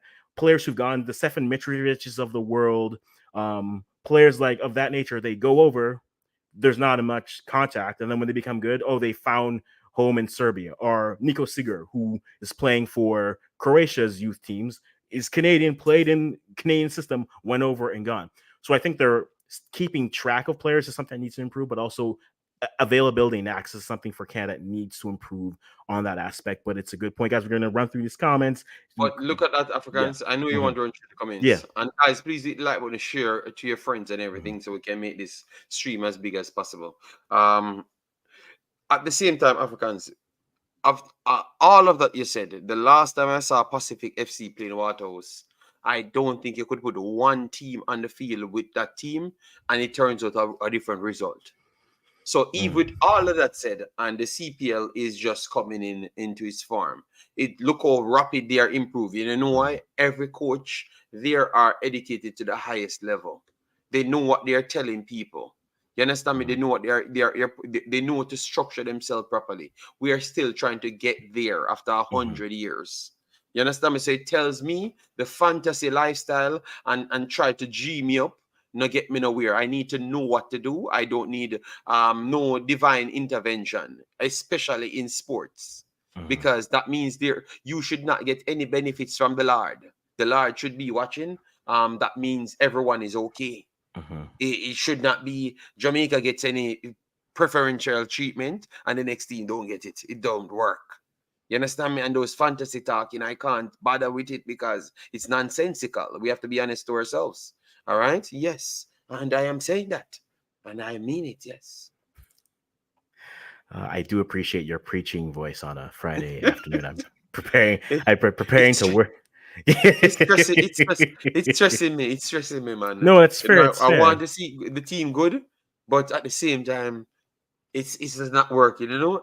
And the way they talk, the level of confidence these guys have, that and they don't achieve nothing. That is the mentalist. I'm trying to look for words. That is the mental side that I can't understand. The level of confidence that these people have without achieving nothing, it's amazing. You know, and I think we need to stop that foolishness, you know. But I know why they have that level of confidence is because they center themselves around with those people alone that thinks the same way. But anytime they get someone with reality will be beating them in two realities very soon. Yeah. All right. Yes. No, that's fair. And yeah, Quebec isn't all hockey. You have to understand the different demographics of Canada and how it's changing. I mean, you can see it in the team. For an immigrant family, what are you going to pay? There's a reason why basketball and football are exploding in Canada right now, because from just an affordability standpoint, it's way more cost effective. And even then, it's too expensive to play in Canada. So you don't get even the best players. Like you'll get some players who maybe get a scholarship here and there, but it's the same conversation you'll hear in the States where they'll say there are players who are talented, but you don't get access to them because it's too expensive to play. Same thing again, not true. That is very much true. Cost is a major problem, right? I've talked to different clubs where they tell me what their issue is. Not even like League One clubs, just your local clubs who are playing house league, and we can't afford to rent the space. And I think the climate affects that a lot, but that's a reality with a country like Canada. It's just cost to play is really going to be a problem moving forward unless you fix that problem, which is why I've always been more of the belief of when it comes to the CPL, are you better off empowering teams that are already there? That's why I look with like CS Saint Laurent. I was like, why are we charging them to come into that league when they've proven that they can play at that level? Why not make it? Why not make the barriers of entry easier versus saying this is a franchise, you need to bring them and go? But that's a whole Canadian soccer conversation for a later date. I think access is going to be the issue that stops us from becoming a solid side overall. Pastor is clearly working on his Saturday sermon, so I'll let him know that. I am telling you. He's Pastor should be proud of me today. You understand me? hey. I have beaten them. I have beaten them so solid today on the Bibles. Yeah. JD, long ball, chapter 2, verse 3. When it's woofed forward, the winger pursueth. It's a proverb, I've been told. A proverb. So we go from there. Is Canada king of CONCACAF? No. I think No crown. JD's No dog. crown. How are you doing with your Rastaman hairstyle? Like God go with you. Yes, we have to give them the crown. You know why? Because every single time when we embarrass ourselves, Canada turns up to save the day. I know Tactical doesn't like this title, and I'm convinced JD's dog is Tactical's fake account. I am almost certain, but not gonna say anything. Almost certain. No, I don't think. I think Canada has brought back the conversation where they are clearly the third best team in the region. I will continually say, show it to me consistently. In CONCACAF, they haven't shown it yet. They've had a good run in COPA, which is better team. So in theory, they should be comfortably the third team. But I think the Crown Prince, no, I don't want no prince that was promised or anything. Next in line, we'll see. But I think for Canada, they are back in a third spot, and now you have to show it. They have this game against Uruguay that's going to be good tomorrow, but then also they have the friendlies against Mexico and the US. And if they can, no, go ahead, Africans. I see it. I saw it. Oh my God. Yo, too much. Can't believe this. I do agree with you. Yeah. From the other day, people I don't know if it's my tone, because I think people in the Jamaica space, they kind of categorize people, so I had to bring up my inner Kendrick, Yes. No, what? Let people know that JD, this I can whop them, JD, this is a safe space. I don't need to hear Kendrick or Aubrey right now. I need to be in a safe space. I had to show them that I can pop out and show them what I can do, Yes. But, right, there we go. Zenot, I agree with you about the Quebec team. They can win the CPL if allowed to play. I think make the barriers of in Canada, the sport will grow if they make the barriers of entry a lot easier than what they are. I understand that you're trying to protect the product and whatnot, and yes, you want the standard, which is why I'm not the biggest fan of like the MLS.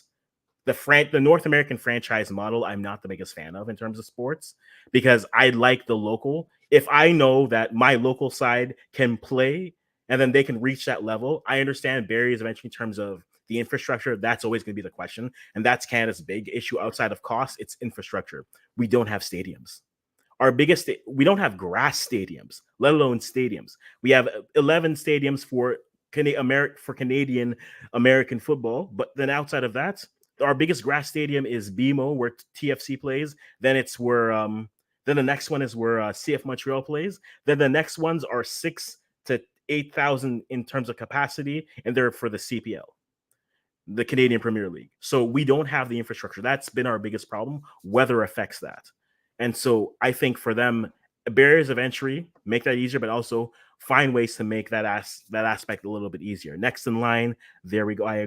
We'll see. I'm still saying JD have to hide a bio. Okay. Yes. Well done. Well done, Amzo. Well done. Okay. Canada is not number one until they win gold and Nations Cup. I've said that to me, Canada needs to win. They need to win the Gold Cup. Yeah, grantee. The problem is United States is not number one either. I know that the last time I said that the other day, and I got up one hell of a beating. But I'm going to up them soon as well. And I realized they are trying to avoid to keep CONCACAF what they call it, CONCACAF what? Yes, Council? the council. Yes, the Yeah. councilmans them, the councilmen, them disappeared. Nothing I've heard. Yeah, so No, I would say it goes both way. That means everything is up in the air because anytime United States go outside, they ain't performing either. All right. I think to me it comes down to I think for Canada they need a trophy, right? And I said that at the end of after the World Cup year, I said they need a trophy. They either have to win Nations League or they need to win the Gold Cup. They made the finals of Nations League. They lost to the Gold Cup in the quarters. So I think Canada needs something to open up this conversation. And quite frankly, another team needs something. If Panama had won the Gold Cup, I would have said, okay, I'm watching you now. My eyebrows are raised. We're here.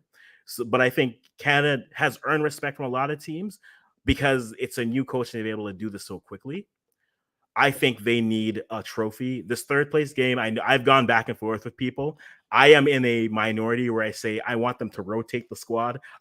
Because ultimately to me, I want to see how these players react to top competition. This coach I think is going to switch up his. I think this coach, it's very possible that he can have maybe 5 to 6 new players come in for the September window. So confirm that for me. That's how I would do it. I'm not the coach, as some people have eloquently told me, or not eloquently told me. But I would love to see them kind of go through. Major problem in Jamaica is hubris. I don't disagree. Everyone's going to be confident. I think it is going to be very interesting to see when you get humbled how you react to that. Moving off of that, well, they just quiet for a small short span until 4 of their friends come together and they're back again at it. So they ain't stopping. Big up yourself, football fan. Then massive respect. Thanks for being here. How are you feeling for the England versus Spain? Yeah. Yes, let's talk about that as we go through these comments. Umzo with the comment true. All right, Jamaica. Well, I like their unis. I like their old ones. I don't like the new ones. I like that. I like the classic look. The classic look from there. Yes, MLS having a box off league is poor. It doesn't build competition. I'm curious to see what the USL promotion relegation will look like, if that can actually work. And we'll go from there. AstroTurf sucks. I do agree. So is synthetic grass. Take what you have. So USA is just Mexico kryptonite. It's the one.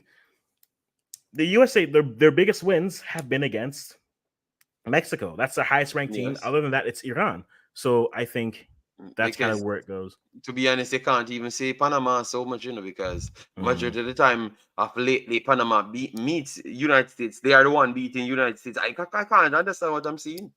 So how is it Panama so good? They beat everybody. Only Canada they don't beat so often, right? They like the thing with Panama is at World Cup qualifiers. I know that's the Alfonso Dino goal. That game was Panama's. Panama had that game until that moment. Okay.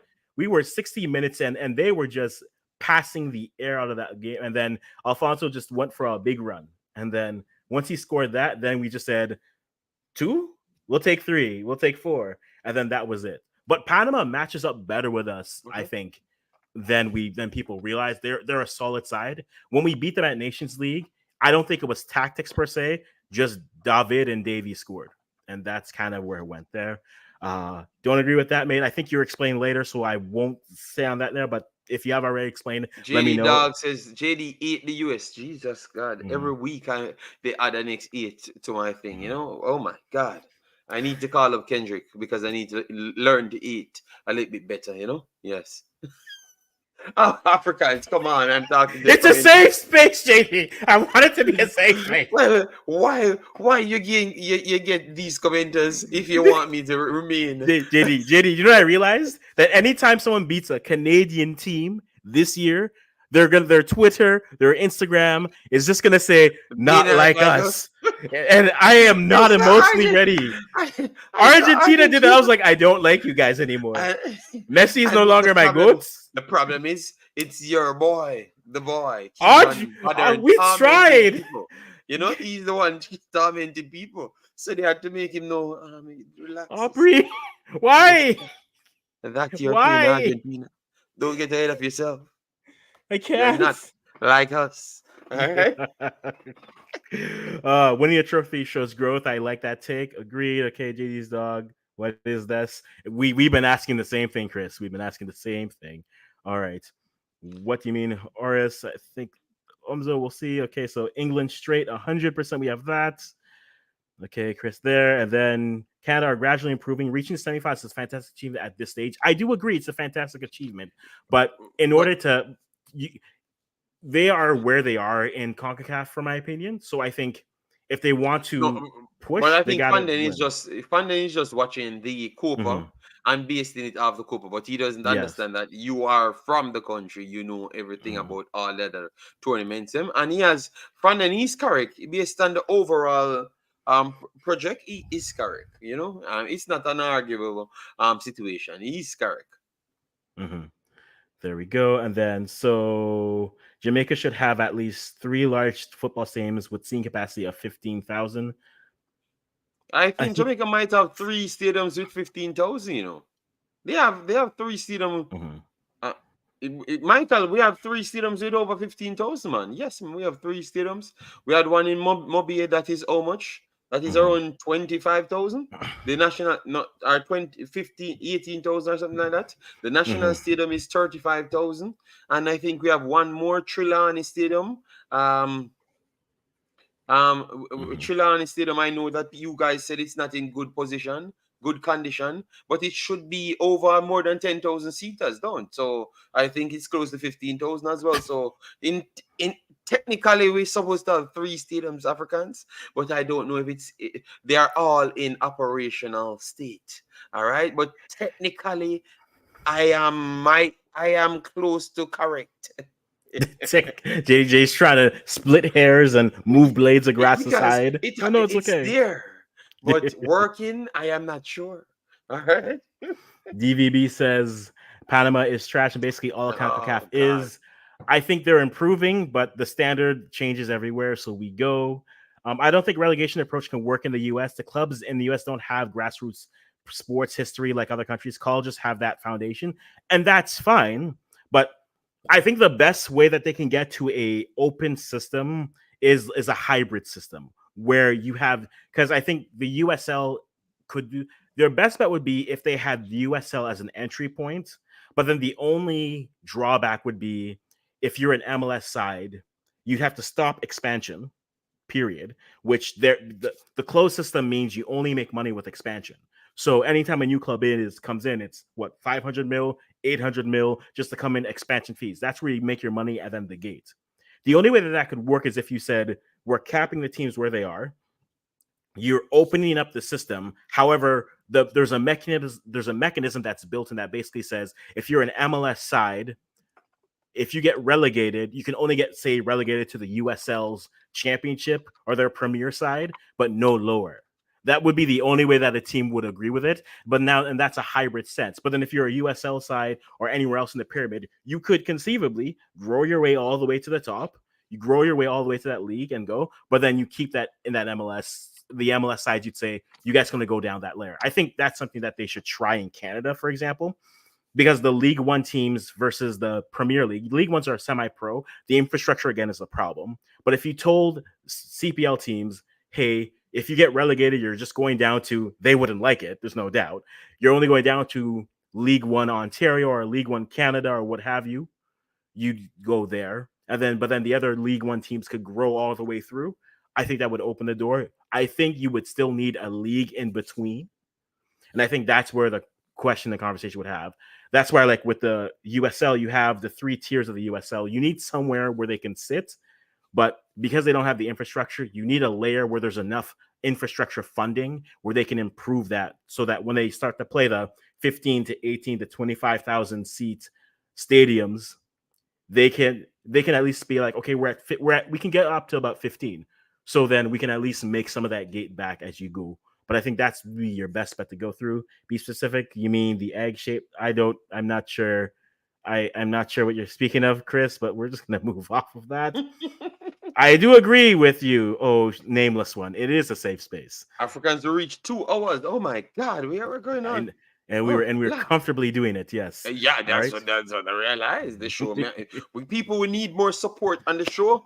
You guys need to turn this into a solid show. We need to start getting the subscription over Africans up and running. We need to get it to 1,000. Stop what you're doing and go and support Africans program. Let me try and get the link over here. I've shared the link everywhere. I've not shared this video, none at all, and I've shared Africans video everywhere. So just please click on the link and subscribe. So maybe in the next 4 or 5 series, we are going to put it over there only, exclusive to that only. So if you miss it, you miss the show. All right? Yes.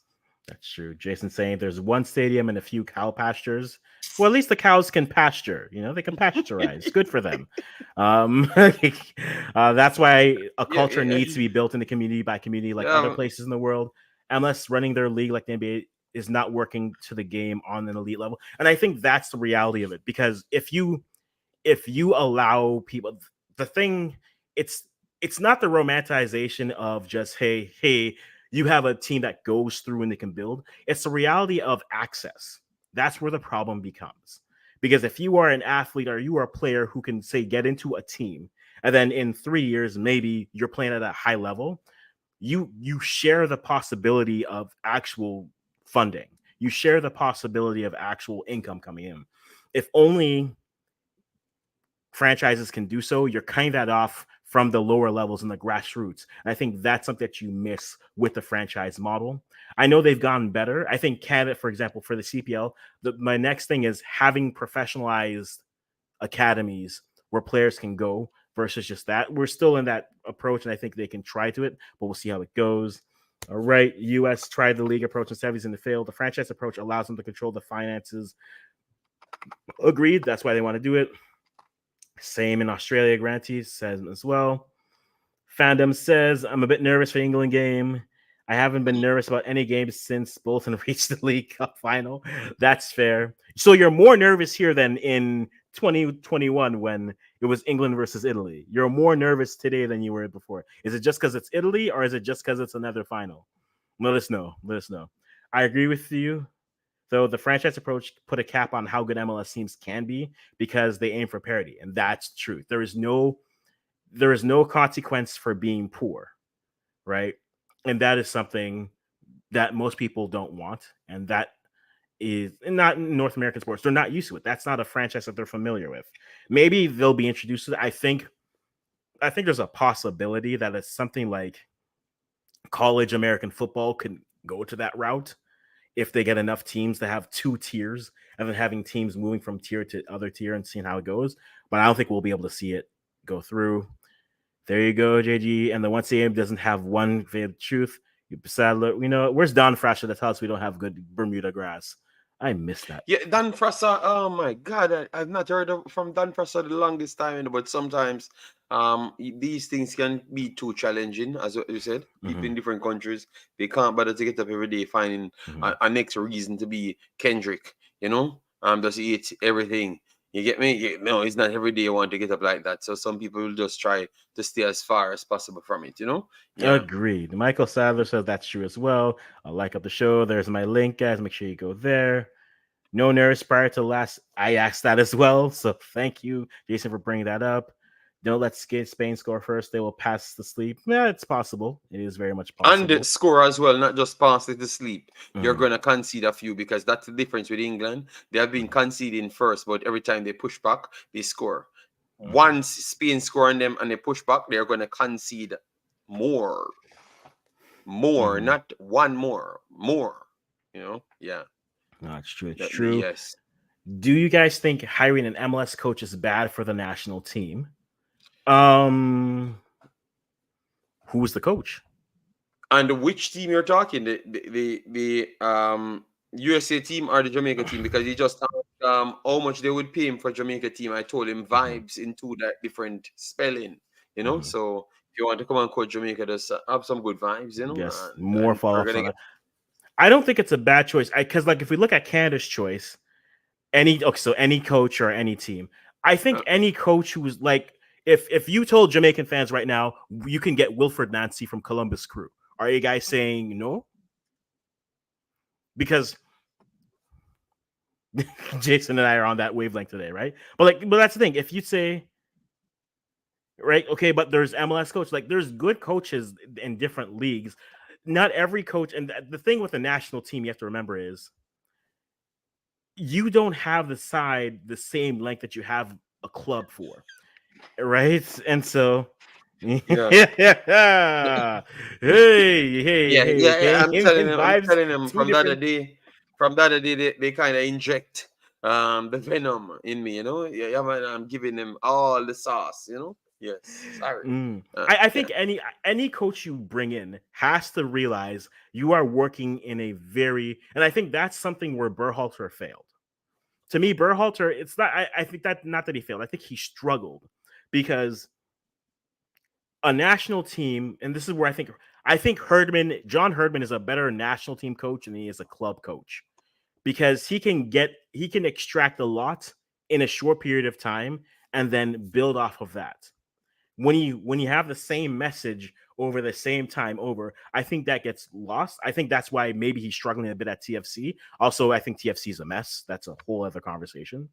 But I think Herdman is a better short period coach where Berhalter is a club mindset that tried to bring it in. I think that's what cost them ultimately because he tried to play a style and tried to implement the style and try to get that style going always. And that took too long, I think, and took away. You could see when how the US played, it was very much pattern. It was moving up, moving left, out the sides, middle, wide, crosses, going in and where you have a player. That's why Pepe was a better 9 for them than say Florian, where Florian is a better Balogun is a better 9 in the transition. So if they're going to sit in the mid block, try to pressure that way, I think that's ultimately where it kind of comes through. So I think who the coach is matters. That ultimately comes down to it. And if they understand we're only going to have you a period of time, like if I'm not even crazily saying this because I think he would fail here. But like again, a Herdman style coach is a better national team coach in my opinion because he's been able to extract more in short periods of time. If an MLS coach can do that, that's great. But I think there's a lot of different coaches. That's why I think most coaches they'll look for that youth level first because it's like okay, they have a group for a short period of time and some there. Biello for Canada is a better to me he's a better assistant coach than he is a coach and that is fine. But I think ultimately MLS level won't affect you. Can you put out on paper what you need to happen in a short period of time and can you get it done? Can you simplify the game enough for your players to play freely but understand the responsibilities? Or is everything going to be so structured that it goes goalie to center back to central defensive midfielder, central midfielder to advancing fullback, fullback to dual eights to wingers, overlap run by fullbacks, ball put out wide, ball crossed in, someone gets at the end of it. That's Greg Berhalter's system in a nutshell. Every day, you know that's what's coming, unless he prepares for a team. So that's kind of where it is. So I think if you can get the most out of it, let's go. We've been here for 2 hours, guys. I could probably go for 3, but I'm not going to because JD would like to sleep at some point. Yes, yeah, So let's get we through have these to. comments and go, and we'll wrap We it have up to show after. some respect to the program so people Indeed. can return next week and we will jump back everything again. Clear the show Okay. is going longer and longer. It's like a 2 hour show now. So Mhm. maybe we will start to reap the support from it because we definitely put as much work in it. And I think these are the contents you guys can and Mhm. should support. It actually brings you back, especially my Jamaican people. It keeps us grounded. All right. Mhm. Yes. At least when you get the venom of the excitement, adrenaline, this is a show to bring you back down to Yes. the what's going on in the rest of the world, Yes, Mhm. yeah. All right. I put that in the best way possible without Yes. getting any beaten. Fan Den saying just because feeling that their luck will run out. Well, I thought their luck will run out the entire tournament, and it's still running. So I don't. You have it. I'm gonna no fair, and that's fair as well. Okay, I think they get a new coach with the CONCACAF international experience. That could be good. I will say this, guys: an interesting coach who can squeeze out Hugo Perez, call the man. Call if someone who knows CONCACAF and could squeeze the most out of a generation can recruit well, even if it's just North America. Get Hugo Perez as the Jamaican national coach. I'll put that there. Hervé Renard. I think that's a decent consolation. That's a realistic up for the U.S. I think. I don't know if he comes to Jamaica because I mean Saudi Arabia had oil money. What Jamaica's going to promise them? What I don't know, but we'll see. That's a good name that's floating out there. So we'll go there. South American experience. This is the comments. Stop sleeping. Okay, Jason. Okay. What does speed mean when he Nobody says sleeps enough? on YouTube more than Jason. Nobody at all. I don't think you have one other soul than Jason sleeps on YouTube. He's the only human being that sleeps on YouTube. At this point, YouTube should just give him his just to deserve. Yes. Anyways, I saw. Just said, "What does if Africans pass that comment?" Because Okay, the only one for me you passed it, Africa. Oh my God! Right now, you like Africans don't want me to speak. African has in person. All right, let me skip out what does speed means by he has enough contacts. He has enough contacts in football. That's what the man says. So what else he could mean? That's what he means. You know, I don't know what level of contacts they are, and I don't know. These guys, I'm telling you. They sleep on too much YouTube. That is their big problem. All right, they actually start believing their hype. All of them. Jason and him friend them. Mr. Speed, Jason and him friend them. All of them are the same thing. Right now. Maybe in different part. Jason are the same thing on YouTube. Mr. Speed are the same thing at JFF. So the one of them are the same thing. They don't sleep on YouTube. So them start just lose their minds. I tell people about them have the biggest. Jason, if there's a bed, I just want a pillow. If there's a bed offer, give me I just need a pillow. For I realized as I've said that what I've just done. So it's on YouTube. I regret saying that, but yeah, sheets. Sheets. I can't say that on a Jamaican stream because then they'll come for me. Okay. Africans, these guys they don't know much they are feeling Jamaican for their own greed, you know. They are some selfish human beings, you know, man. Over the years I've been here, they are just multiplying the amount of fake ass people. I'm telling them, I'm tired of them, man. Every day they bring some new metrics, selling the Jamaican people, and these people are eating it. All right, Grimm saying national anthem with passion. JD's too angry. This is the place to be nice to everyone. Oh my God, some might not be nice. Even not curse or Jason. Even not cuss some does a cuss him out. Yes, because I'm. Africans, you know, it's a safe space. I'm not gonna say anything. Sorry. It's okay. It's okay. I just want to see Jamaica win games, Africans. I'm tired of sleeping on YouTube. JD, it's taken a lot from you. Okay, it's taken a lot from you. I understand. I don't know. Please, God, let Suriname start win some games. Or Haiti start win some big games. So I can focus on Nigeria. JD, they're not. JD, you had hope for the first two. You know what, JD? You know what happened? You know what happened to me, JD? I was talking. I was like, I had a conversation where I was like, they brought Tani to the national team, and I was having a conversation with someone, and I was like, it's not that I don't want him on the side. I just feel like he could prove well, but maybe, and he's definitely performed well. I mean, unfortunately, like against Argentina, he finished like a Nigerian striker, which was just missing the target overall. But I felt like it was just like, what? Why is that so simple for me? Why does it just flow through? And then I was like, do I really hate them? And I was like, no. I realized where the anger comes from, and that'll be for another stream. But I will tell you where the anger comes from. It comes from people who can't.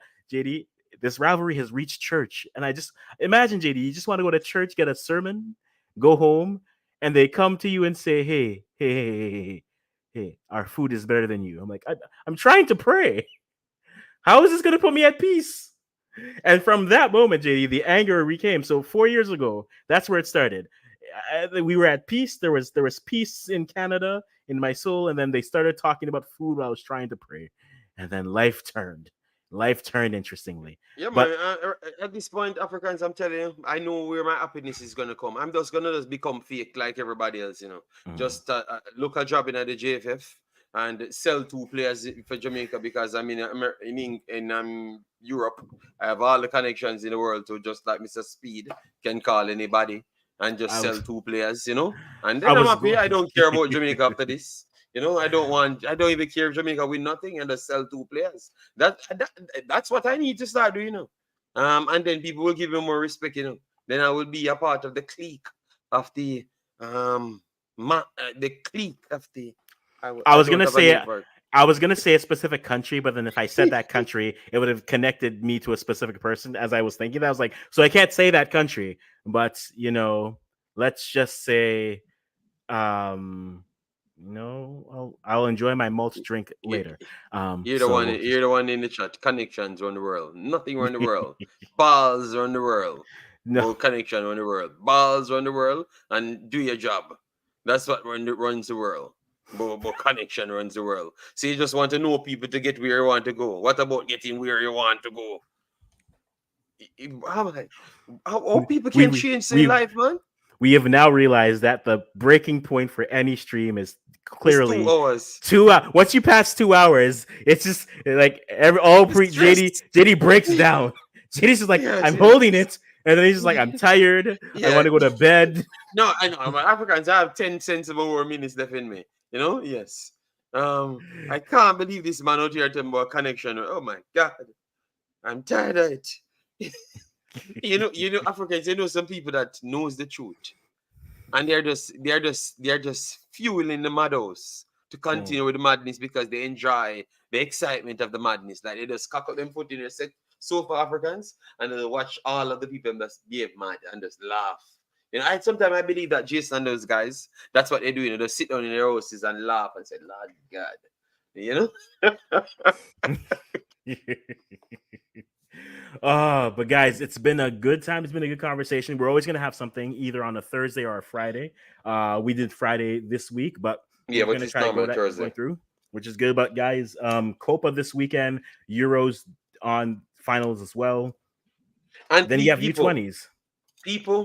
please, anytime we set this show, avoid all Jamaican streams. They are not going to tell you nothing sensible until me talk on this stream. So you make sure for that one day, avoid every news from Jamaica because Jamaica have a bag of news when it make no sense. And you come here and watch this stream for that one day. They can go back and do whatever they want to do for the rest of the week. All right? Yes. So this is going to be the truth and the vibration of the Rastaman JD's dog.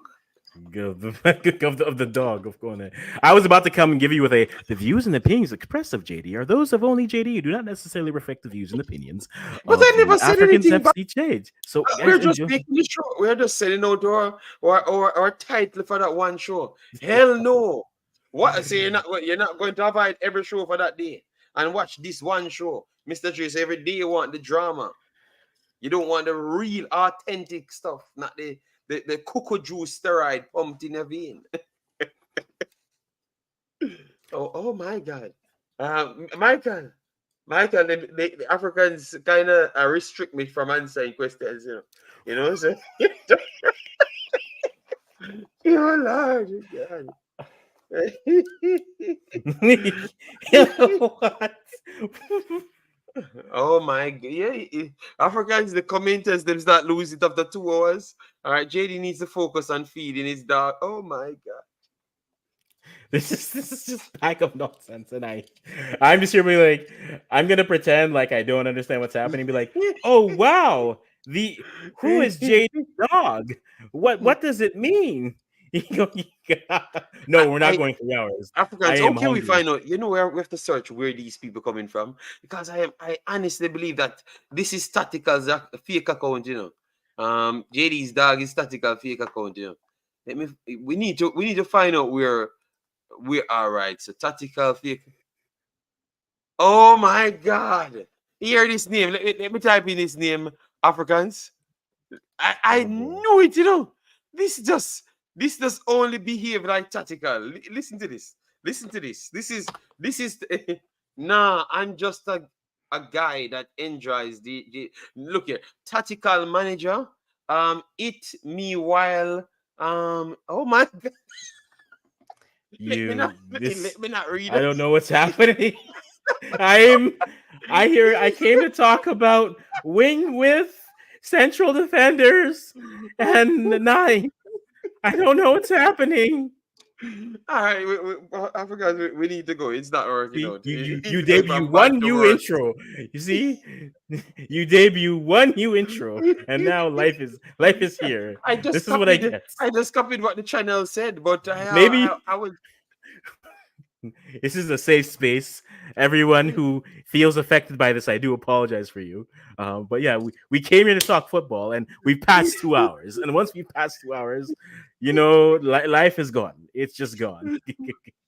All right, JD, dog, take care of yourself, Mr. J. Unzo, I don't know what's going on, but life is not working out well. After the tour, man, you know. JD needs some sleep. Okay, some sleep. But it's the applicants. It's not me. I don't know. I type in the name of JD's dog, and oh, ironic, it's statical manager. Something pop up there, you know. All right, guys. Thank you again. If you're watching this back, I hope you enjoy whatever that you watch there. It's gonna be great. But guys, we're gonna wrap it up here. We appreciate you for coming by.